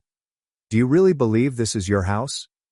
Nancy spoke as if she already owned the house, her voice echoing against the lofty ceilings. She was standing in my living room barefoot, heels kicked off near the fireplace, as if she were measuring square footage before completing the purchase. "Dad promised this house to me as a wedding gift," she repeated, turning and staring at me as if I were intruding. I still had the bottle of red in my hand, which I had bought for the upcoming family gathering. My fingers curled around the neck of it. I had not even said hello. Then Dad strolled in, looked at me, then Nancy, and then past me as if I were invisible. "You brought money," he responded, "but you don't belong here." That was it. No hugs. No glad to see you. Just a casual erasure of the $650,000 I'd invested in this home over the previous 10 years. My life savings. A decade of harsh freelancing gigs, working 2 jobs at once, with no holidays or safety net. They stood in my kitchen, acting as if they had caught me squatting. I didn't say anything. I just strolled to the drawer next to the stove, pulled out a transparent sleeve containing one crisp document, and set it on the island. Dad looked at it, squinting slightly. His jaw twitched. That was the deed. Then I pulled out my phone. No drama, just calm. Just one message I wrote months ago. I saved it not because I expected to use it, but because I knew I would need it later. Family chat. It sold. Silence. Nancy's face was exhausted. Her smirk disappeared. She looked around the room again. The fireplace, the canyon view, the hardwood floors. In the same way that people do when they see something they'll never touch again. "You're lying," her voice broke. I did not respond. She had no idea the documents had been signed the day before, that the money had already been received, or that escrow had closed 2 hours prior to their arrival. But it wasn't truly about the house. It was about the belief that no matter how much I paid or how far I went, I would always be the kid they could step over. Well, not anymore. And when the door finally closed behind them, I wasn't upset. I felt free. Because it wasn't the end. This was the beginning. They had no idea what was coming. What is the worst part? I wanted to believe they did not intend it that way. Even after that moment in the kitchen. Nancy arrogant, Dad nasty, and me silent. I told myself it may all be a misunderstanding. Perhaps they were stressed. But the thing about family is that when someone reveals who they are, while you still hope they will be someone else, you become your own jailer. This did not begin last week. It began years ago. I was the one who paid Nancy's school loans when she dropped out of college. Twice. When Mom told me her card had been swiped and they were waiting for a refund, I wired the money. I sent $1,000 here and $2,000 there. Always. Just until next month. For 6 years. Never received a cent back. Never received a thank you card. I paid taxes on my parents' house 3 times, and they didn't notice. They assumed the county had stopped sending notifications since they were senior people. I paid Nancy's car insurance for 2 years after she smashed her own and blamed it on an icy driveway. In July. Then she purchased a new car and shared selfies with it on Instagram, captioned, "Some of us were just born lucky." No tag. There's no mention. It was just a stolen moment from someone else's wallet. Nonetheless, I said nothing. I was the invisible safety net. They believed they had a right to the money I made because I was well paid. Until I acquired the house. That house transformed everything. I now had something they couldn't ignore. I couldn't integrate into their disarray. And they despised it. It started little. Nancy wrote in the family group chat one night, "I can't wait to move into my dream home. There are big things coming. Stay tuned." I did not react. But I noticed Mom loved the message. Dad said, "That is my girl. You always deserve the best." 2 minutes later, Nancy sent me a private message. "Don't be surprised if we have the reunion at your house. You are the one with the extra rooms." Then the public stuff started. An image of my residence, taken without my knowledge, was shared on her Instagram story. Manifesting my future view. I texted her, "Where did you get this picture?" She left me to read. Then came the fundraising. Yes, the fundraising. Nancy established a GoFundMe campaign called, "Help Us Build Our Family Dream Home." In the description she stated, "This property has been in our family for generations. My brother is only a placeholder." Placeholder. As if I were renting my life. People began sharing it. They are distant cousins, old classmates. She collected $14,000 in 3 days. I confronted her. She replied, "It's not personal. You're just too tied to things. You always were." Then, just when I thought things couldn't get much worse, the video dropped. A 22-second video on Facebook shows Dad going down my hallway, giving a fictitious tour of his future son-in-law's home. "This is where we will install the pool table. Nancy has always wanted that. Probably rip out this wall and extend the kitchen. Gotta make room for the grandchildren, of course. We thank our kid for keeping the lights on in the meantime. 700 likes. Dozens of comments. Wow, this looks wonderful. I can't wait to visit. Nobody knew the truth. The house was in my name. That the mortgage was taken out of my account. That all they owned was entitlement. That's when I stopped playing along. I started digging. I remembered something. Nancy's old hard drive. She used to take it everywhere. She boasted about having backups for everything. I never delete. You never know when you might need a receipt. I went to my storage unit and located the backup she left years ago when I helped her migrate laptops. Plugged it in. Waited. Initially it was just junk. Selfies. Folders labeled Bridesmaid Inspo. Files named LOL Final v3.pdf. Then I noticed the folders. Exes, family and fakes. Do not delete. And keep screenshots as proof. I welcomed my family. Inside were dozens of manipulated screenshots. Texts that she changed to make it appear as if I had threatened her. Emails were rewritten. My statements turned into threats and insults. She even had audio memos put together to look like angry voicemails from me. I listened to one. You do not matter. I hope your life falls apart.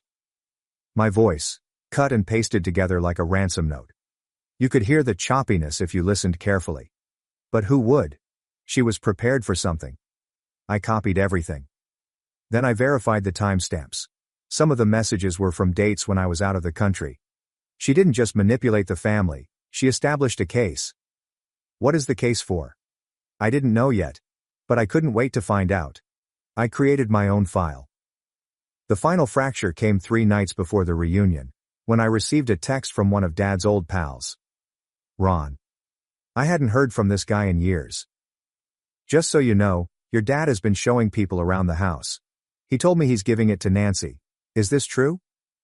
I didn't respond. Instead, I called the realtor. This is the same person who assisted me in purchasing the property.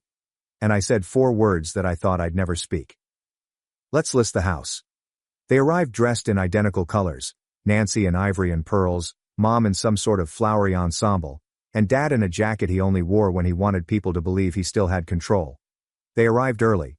Of course they did. Because they assumed it was already theirs. The reunion was slated to begin at 5 o'clock. Guests arrive about 4:30.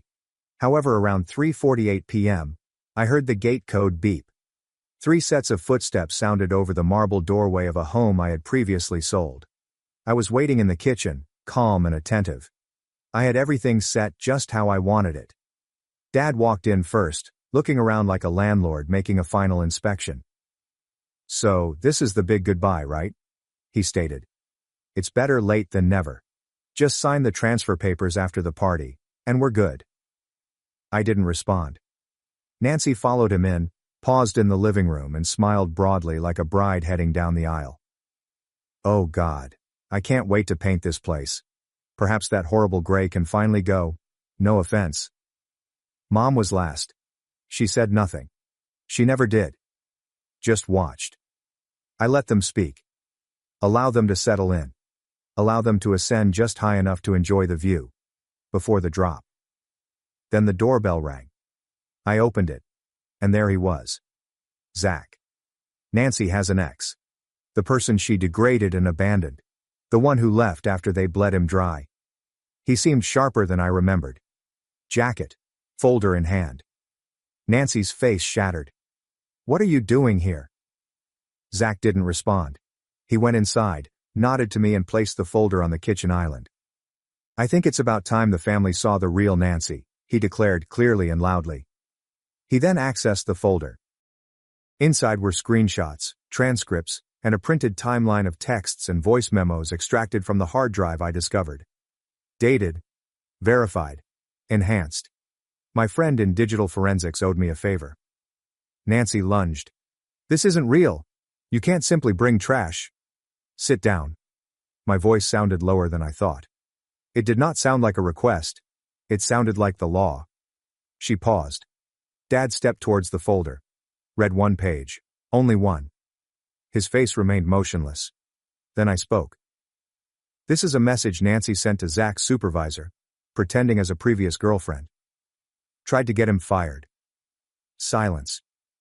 This is a fake text chain she created between me and her, where I supposedly threatened her. I took out the tablet that I had set up on the dining table and tapped the screen. A voice recording of my voice, but stitched, glitchy, broken between tones. You are nothing. I've always hated your guts. Dad flinched. Mom stepped back. Then I dropped the drive upon the table. Everything she has ever lied about is here. Dated. Stamped. Recoverable. Nancy was shaking. You're causing a scene. She screamed. No, I replied. I'm ending one. Then came the second guest. My grandfather. Dad's father. He hadn't communicated with any of us in over a year, but he was the one person I ever trusted to tell it how it was. He stepped inside. Quiet and menacing in his own way. Dad's face became pallid. Grandpa approached the table, looked at the papers, and then at Nancy. You always were your father's child, he told me.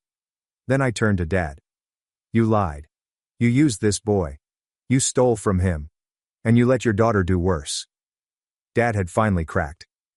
Don't come into my house and... It's not your house, I said. I took a white envelope from my back pocket and slipped it across the table. This is the final transfer agreement. Signed, witnessed, closed yesterday. Nancy blinked. You sold the house?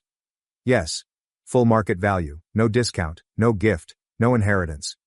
But Dad said. Dad lies, I replied. She turned to face him. You promised. He snapped. I said what I had to say. You think this is about you? I built this family. Grandpa raised his hand. You ruined it. Then I looked at them all, at Nancy, who manipulated me, at Mom, who allowed her, and at Dad, who choreographed every manipulation like a tired con artist performing his final trick. You said I didn't belong here, I responded. So I'm leaving. But I'm taking everything you thought was yours with me. Then I turned to walk away. I did not stay for the remainder of the party. Did not wait for the other guests to arrive. I left them standing in a house they claimed to own, surrounded by evidence that their lies were founded on stolen loyalty. The only thing louder than the silence behind me was the sound of the front door slamming shut. I did not go home that night. Not the next day either. I booked into a hotel, one of those quiet, pricey ones I used to scroll past thinking, maybe someday. I scheduled 2 weeks, paid up front. Not because I had nowhere to go, but because I required space. I needed to stand back and look at my life without them in the frame. Room service, coffee on the balcony. Long walks without my phone. I texted my manager that I was taking a personal week. Then turned everything off. Day 1. The first call arrived. My mother, then another, then another. 18 missed calls in one day. I didn't respond. Day 3. My father broke the silence. What did you do? Everything is coming apart. I stared at the writing. I saved it in a new folder called, That's Their Burden Now. Day 5. Nancy arrived at the hotel. She didn't know my room number, but she was standing in the lobby wearing enormous sunglasses and holding something in her hand. A paper. A folder. Perhaps another performance. I spotted her from the elevator. Paused. Then I stepped back inside and closed the doors. Let her stand there. On the 9th day, the notary called. The money had cleared. The home was officially sold. The account I'd secretly opened months before was now operational. Untouchable. Completely out of grasp. I didn't feel triumphant. I experienced quiet. Later that night, I accomplished something I had been putting off for years. I completed the LLC paperwork for my own agency. A modest, inconspicuous organization that conducts property audits for clients who suspect financial abuse or familial fraud. There's no social media campaign. No grand reveal. Just a web page and a waiting list.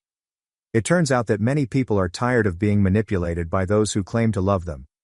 Clients came quickly. An old coworker, a friend of a friend.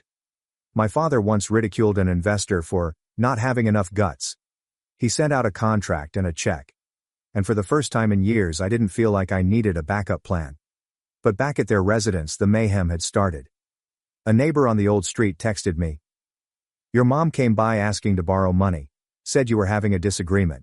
She was crying. I informed him, Don't believe a word. I'm not part of that story anymore. He understood. Week 4, I received a letter from the bank. Confirmation that my name has been removed from all accounts relating to my parents' mortgage and spending. They now had complete financial responsibility. If they failed to pay, collections would be initiated. I did not flinch. I did not call to explain. I didn't ask if they were all right. I recently removed the last password from my vault. That week, I received a message from my mother's old coworker. She says you changed. I bet you're out to destroy your family. That you are not the same son. I responded with one line. I just stopped destroying myself. That was the final response I ever delivered. No long monologues. There was no confrontation. Then, finally, things became quiet. No more calls. No more guilty bumps. Just silent. But not the lonely type. The tranquil sort. The kind that enables you to sleep without clenching your jaw. The sort that allows you to prepare breakfast without worrying about who may ask for it next. The kind in which quiet is not a penalty. It is freedom. The last time I saw any of them was when I closed the door on that house. My residence. Now it's someone else's. 2 months have gone by.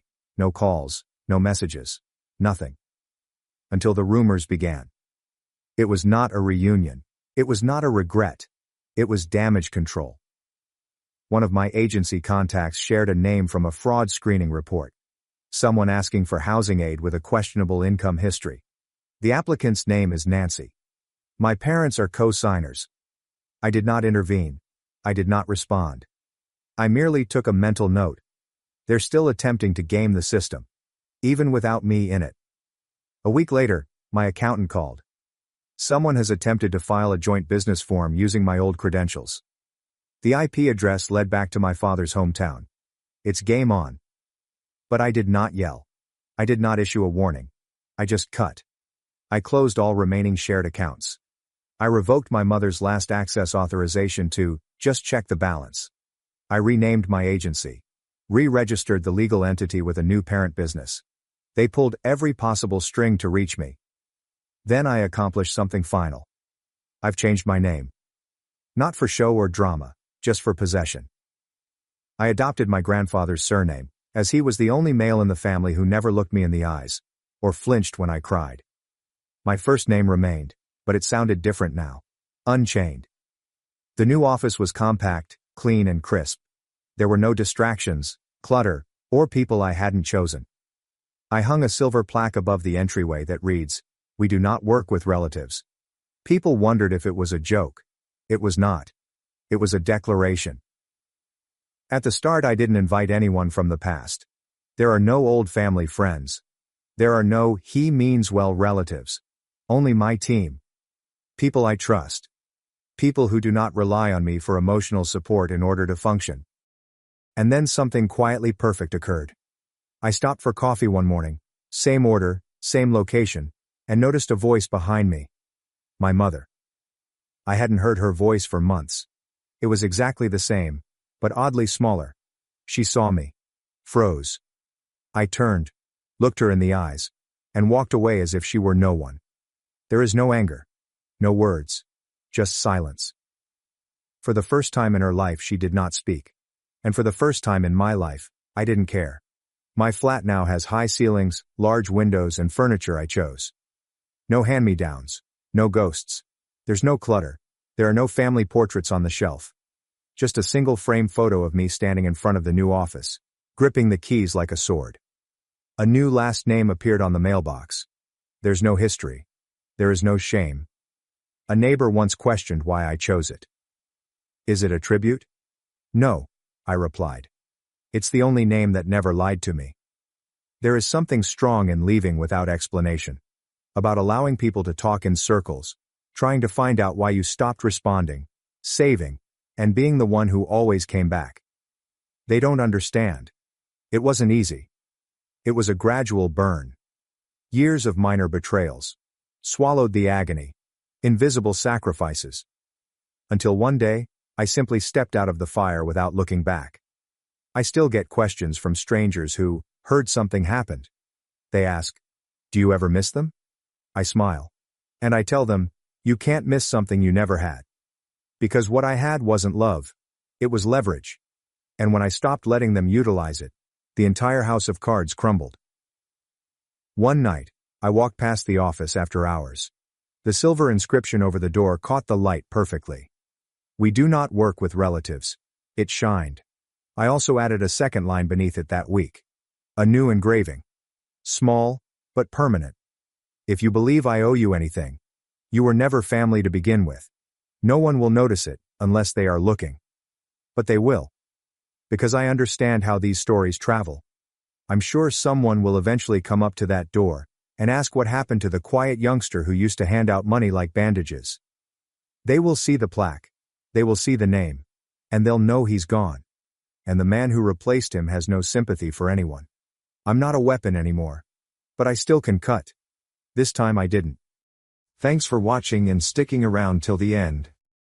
If you enjoyed these stories, make sure to subscribe and hit the bell so you don't miss the next drama-filled episode.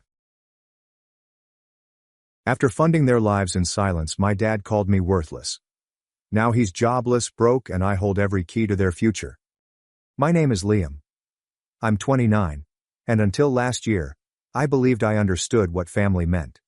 Not the Hallmark card variety, but the kind you built your life around, even if it means shouldering more than your fair share of the burden.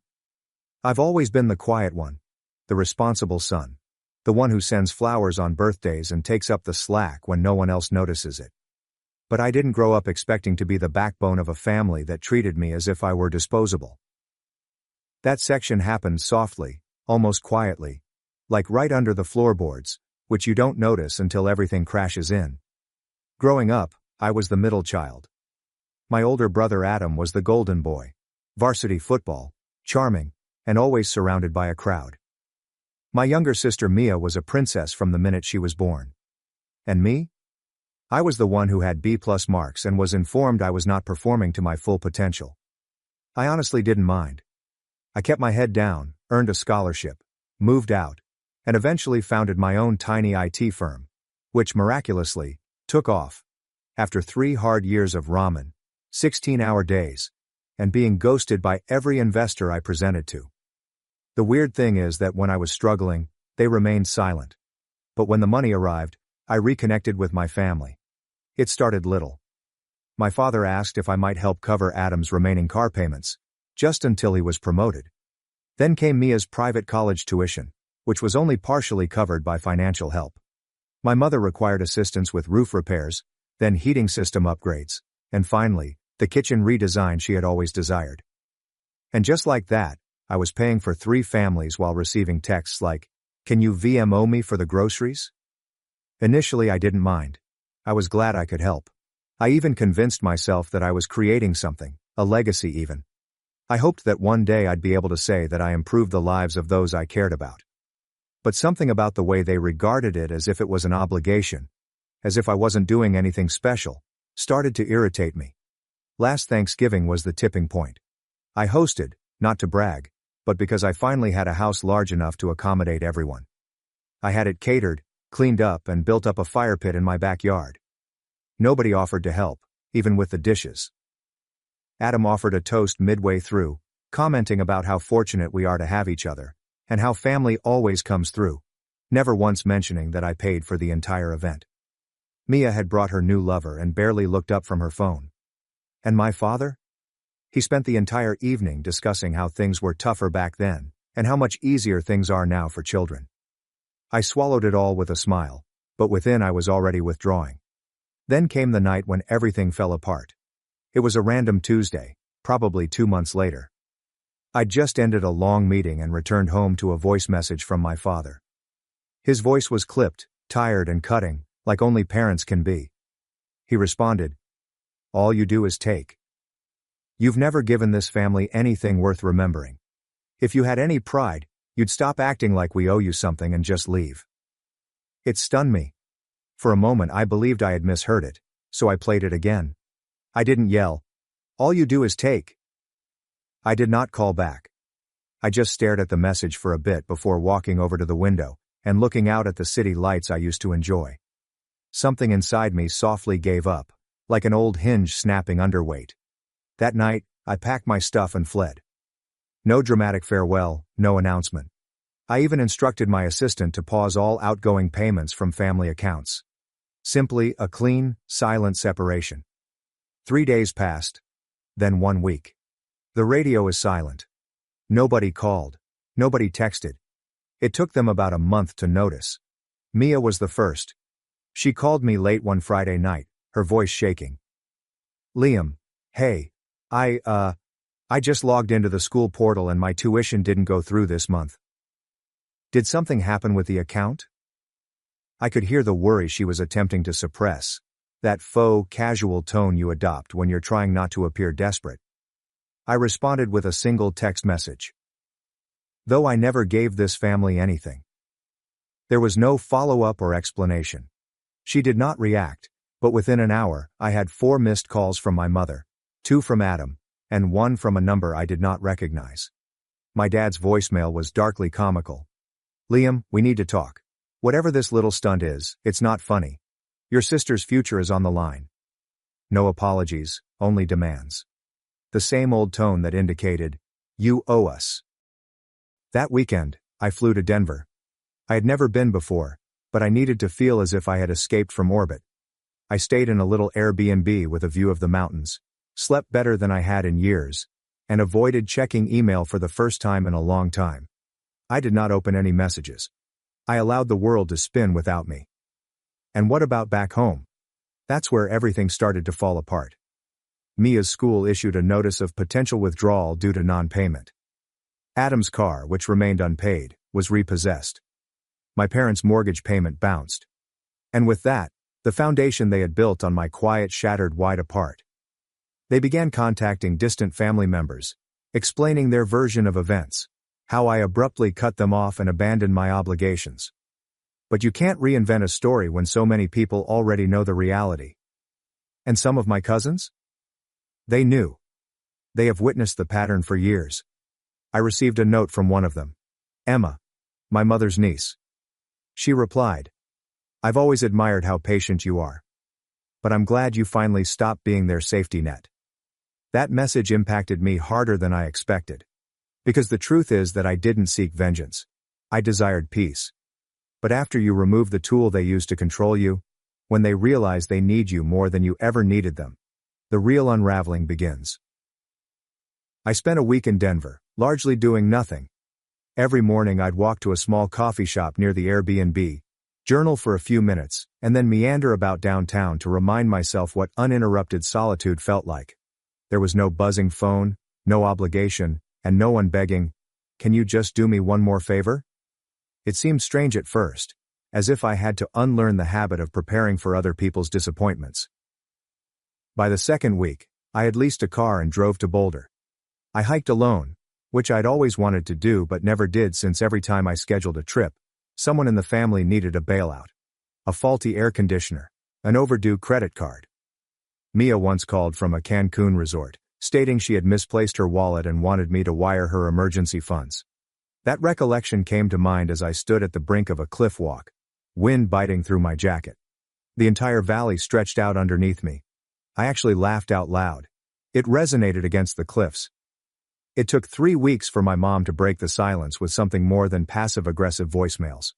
She emailed me. The subject line read, "We need you to come home." There was no greeting, just a long block of text that began, "I don't know what's gotten into you," and spiraled into, "Your father is furious." Then, "We've done so much for you," and ended, "Family doesn't abandon family." I stared at it for a long time.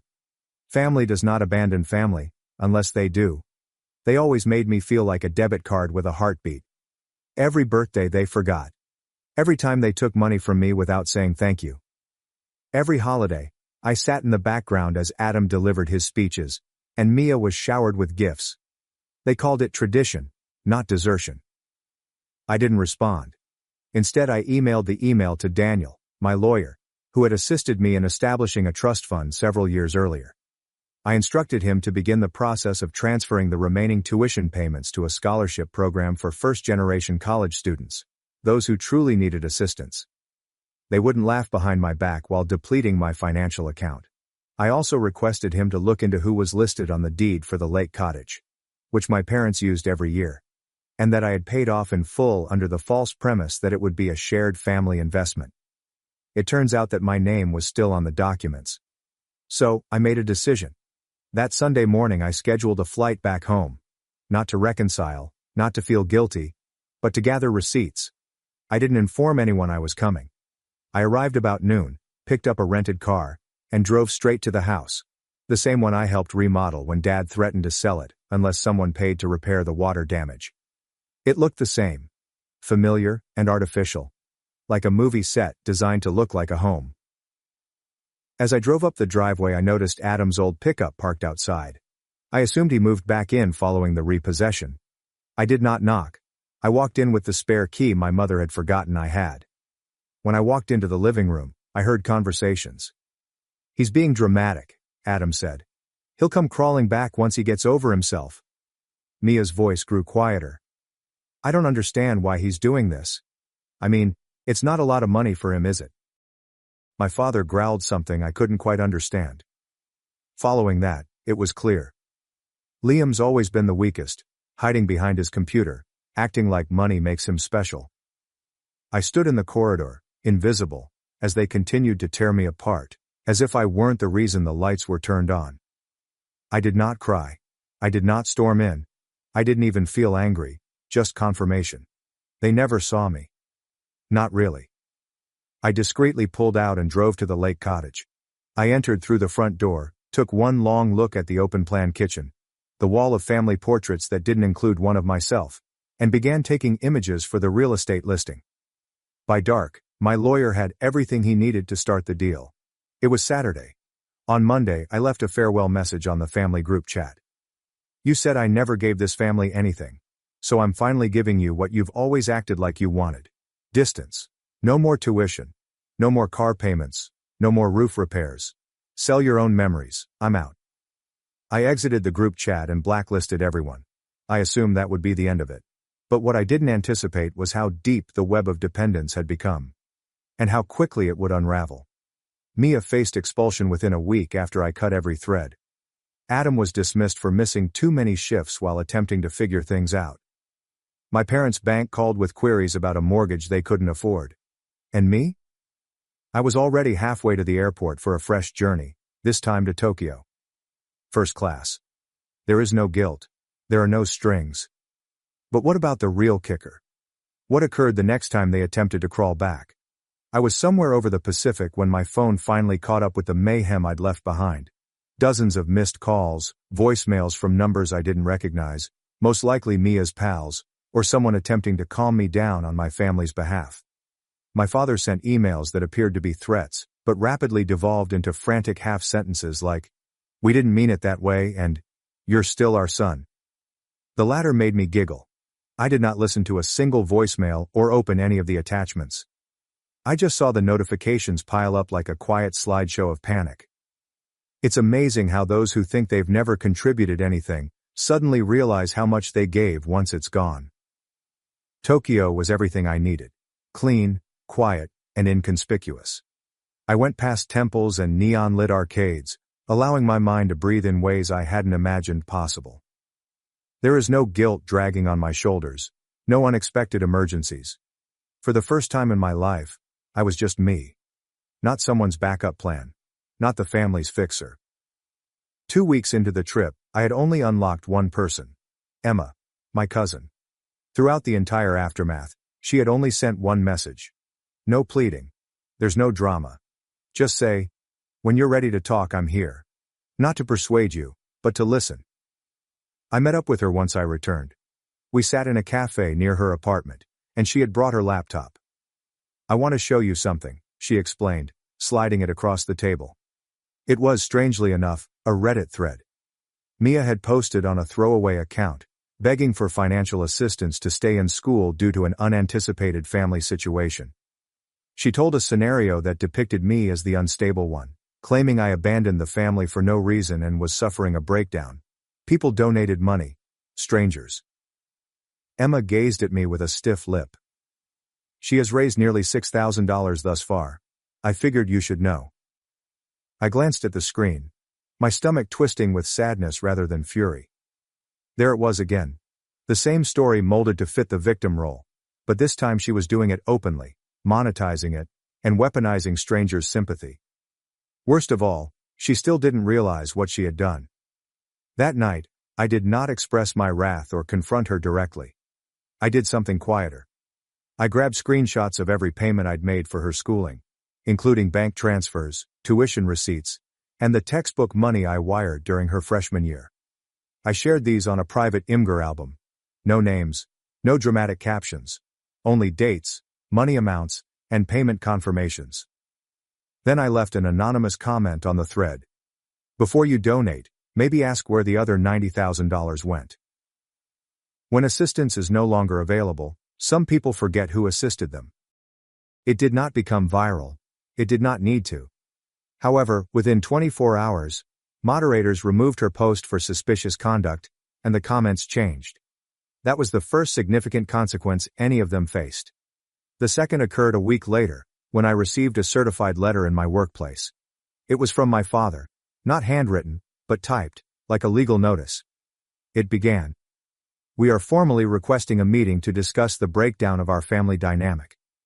I nearly choked laughing. As if they were attempting to hold a board meeting to repair what they had broken. But hidden in the legalese was the real reason they contacted us.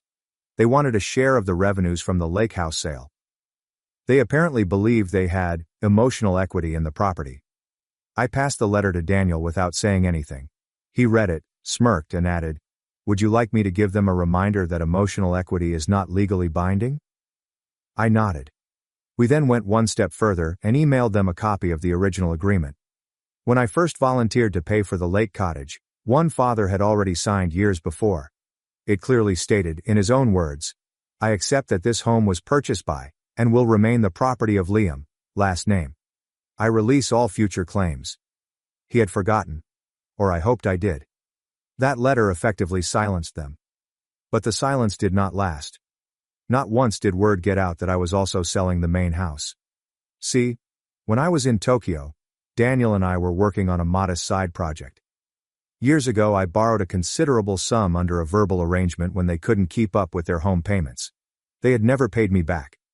Daniel kept track of every deposit, collated all wire transfers, and we filed a lien on the house. They now owed me more than $80,000, which allowed me to lawfully force a sale. Emma called me that night. "Liam, they're panicking. Your mother called me in tears. Your father is threatening to go on social media." I exhaled. "Allow him, I have receipts. Let's see who wins the PR battle." But I didn't tell her that I wasn't doing it for vengeance anymore. I was doing it for closure, because none of them recognized that I had given them everything. My time, my savings, my loyalty. And they had misinterpreted it all as weakness. They imagined I was a faucet they could turn on any time they were thirsty. And now they were discovering what thirst truly feels like. And yet, the most rewarding moment had yet to come. Because the day the house went up for sale, I walked through the front door for the final time. I parked across the street on the morning of the auction. The air had that biting, stagnant chill that hung over our neighborhood in early autumn. I sat in the car for a minute, simply watching. It was weird to see my childhood home, which had absorbed so much history, love and misery, suddenly with a simple white sign on the front lawn. Notice of foreclosure. Auction today. No trespassing. I got out, hands in my pockets, and walked slowly toward the house. The door was already opened.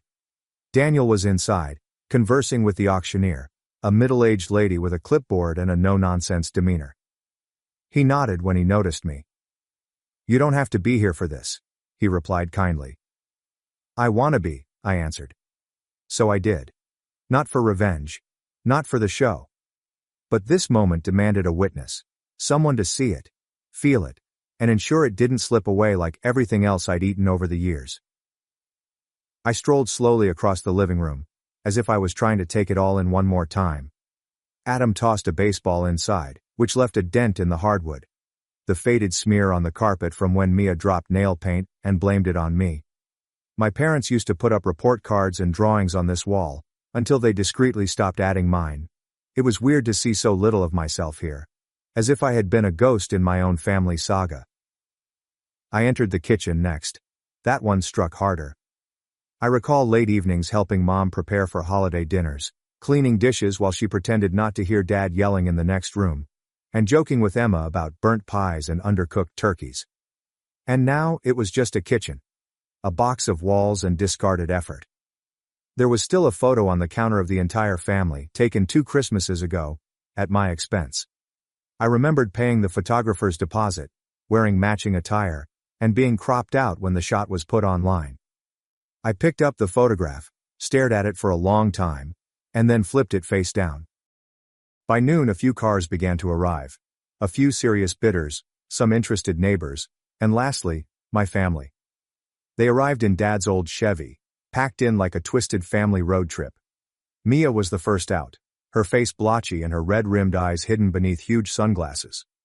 Adam followed scowling, evidently only here to play enforcer. Then my parents. Mom appeared worn down, 10 years older than the last time I saw her. Dad.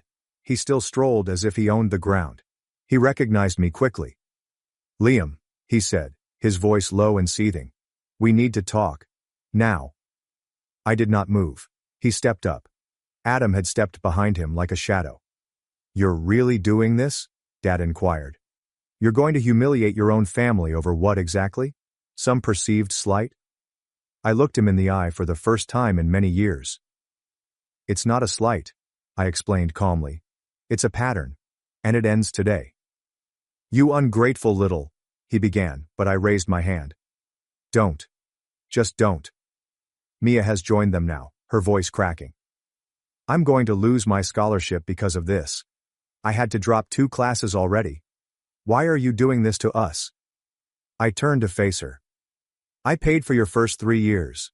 Every tuition bill. Every textbook. You never said thank you, not once. Instead, you let them convince you I was the problem." "I didn't," she began. "You posted online that I was unstable," I added, taking out my phone. "You lied to strangers for money. And now you want sympathy?" Her face wrinkled. Mom eventually spoke, and her voice was gentle. "Liam, families don't do this to each other." "No," I replied. "Families don't act like this. You took everything. My time, my money, my trust. And when I stopped giving, you called me selfish." The auctioneer's voice rang out sharply and professionally. "We'll begin the auction in 5 minutes." Dad looked around, now unsure of himself. "You can't do this. You wouldn't even have this house if it weren't for us." "You're right," I replied. "So I'm taking it back." They stood there, rooted to the driveway and helpless for the first time in years. I walked away. The house sold within an hour. A retired couple from out of town is seeking a house near their grandchildren. They paid in full. I signed the paperwork, gave Daniel the keys, and didn't look back. 3 weeks later, the moving truck arrived. My parents attempted to dispute it, arguing that they had rights. But the court order was clear. They had 30 days from the date of sale. No exclusions. They did not even pack everything. They simply took what they could and left the rest in piles. Years of junk, boxes of old trophies, broken appliances, and forgotten memories. One of the movers discovered my high school journal stowed away in a box labeled junk. I flipped through it. Every page was filled with goals. Attend college, start a business, buy a home, and care for my family. It's funny how none of those dreams ended the way I expected. I donated the furniture and demolished the rest. Emma assisted me in closing out the estate. She was the only one who remained objective throughout it all, and the only one I trusted. She hugged me for quite some time after it was over. "You did the right thing," she said softly, "even if it doesn't feel like it yet." And she was correct. It did not feel wonderful in the typical sense. There was no soaring victory or ultimate confrontation with slow clapping applause, only silence. A piercing, resounding silence gradually gave way to tranquility. I moved soon after that, bought a loft in another city. Smaller and simpler, but mine. No hidden bills, no guilt. The calls eventually ended. The emails dried up. Over time even the bitterness disappeared. I didn't detest them. I just unplugged, as if breaking the final thread of a tattered rope that had been dragging me beneath for years. One night I sat on my balcony, sipping tea and watching the lights flicker in the building across the street.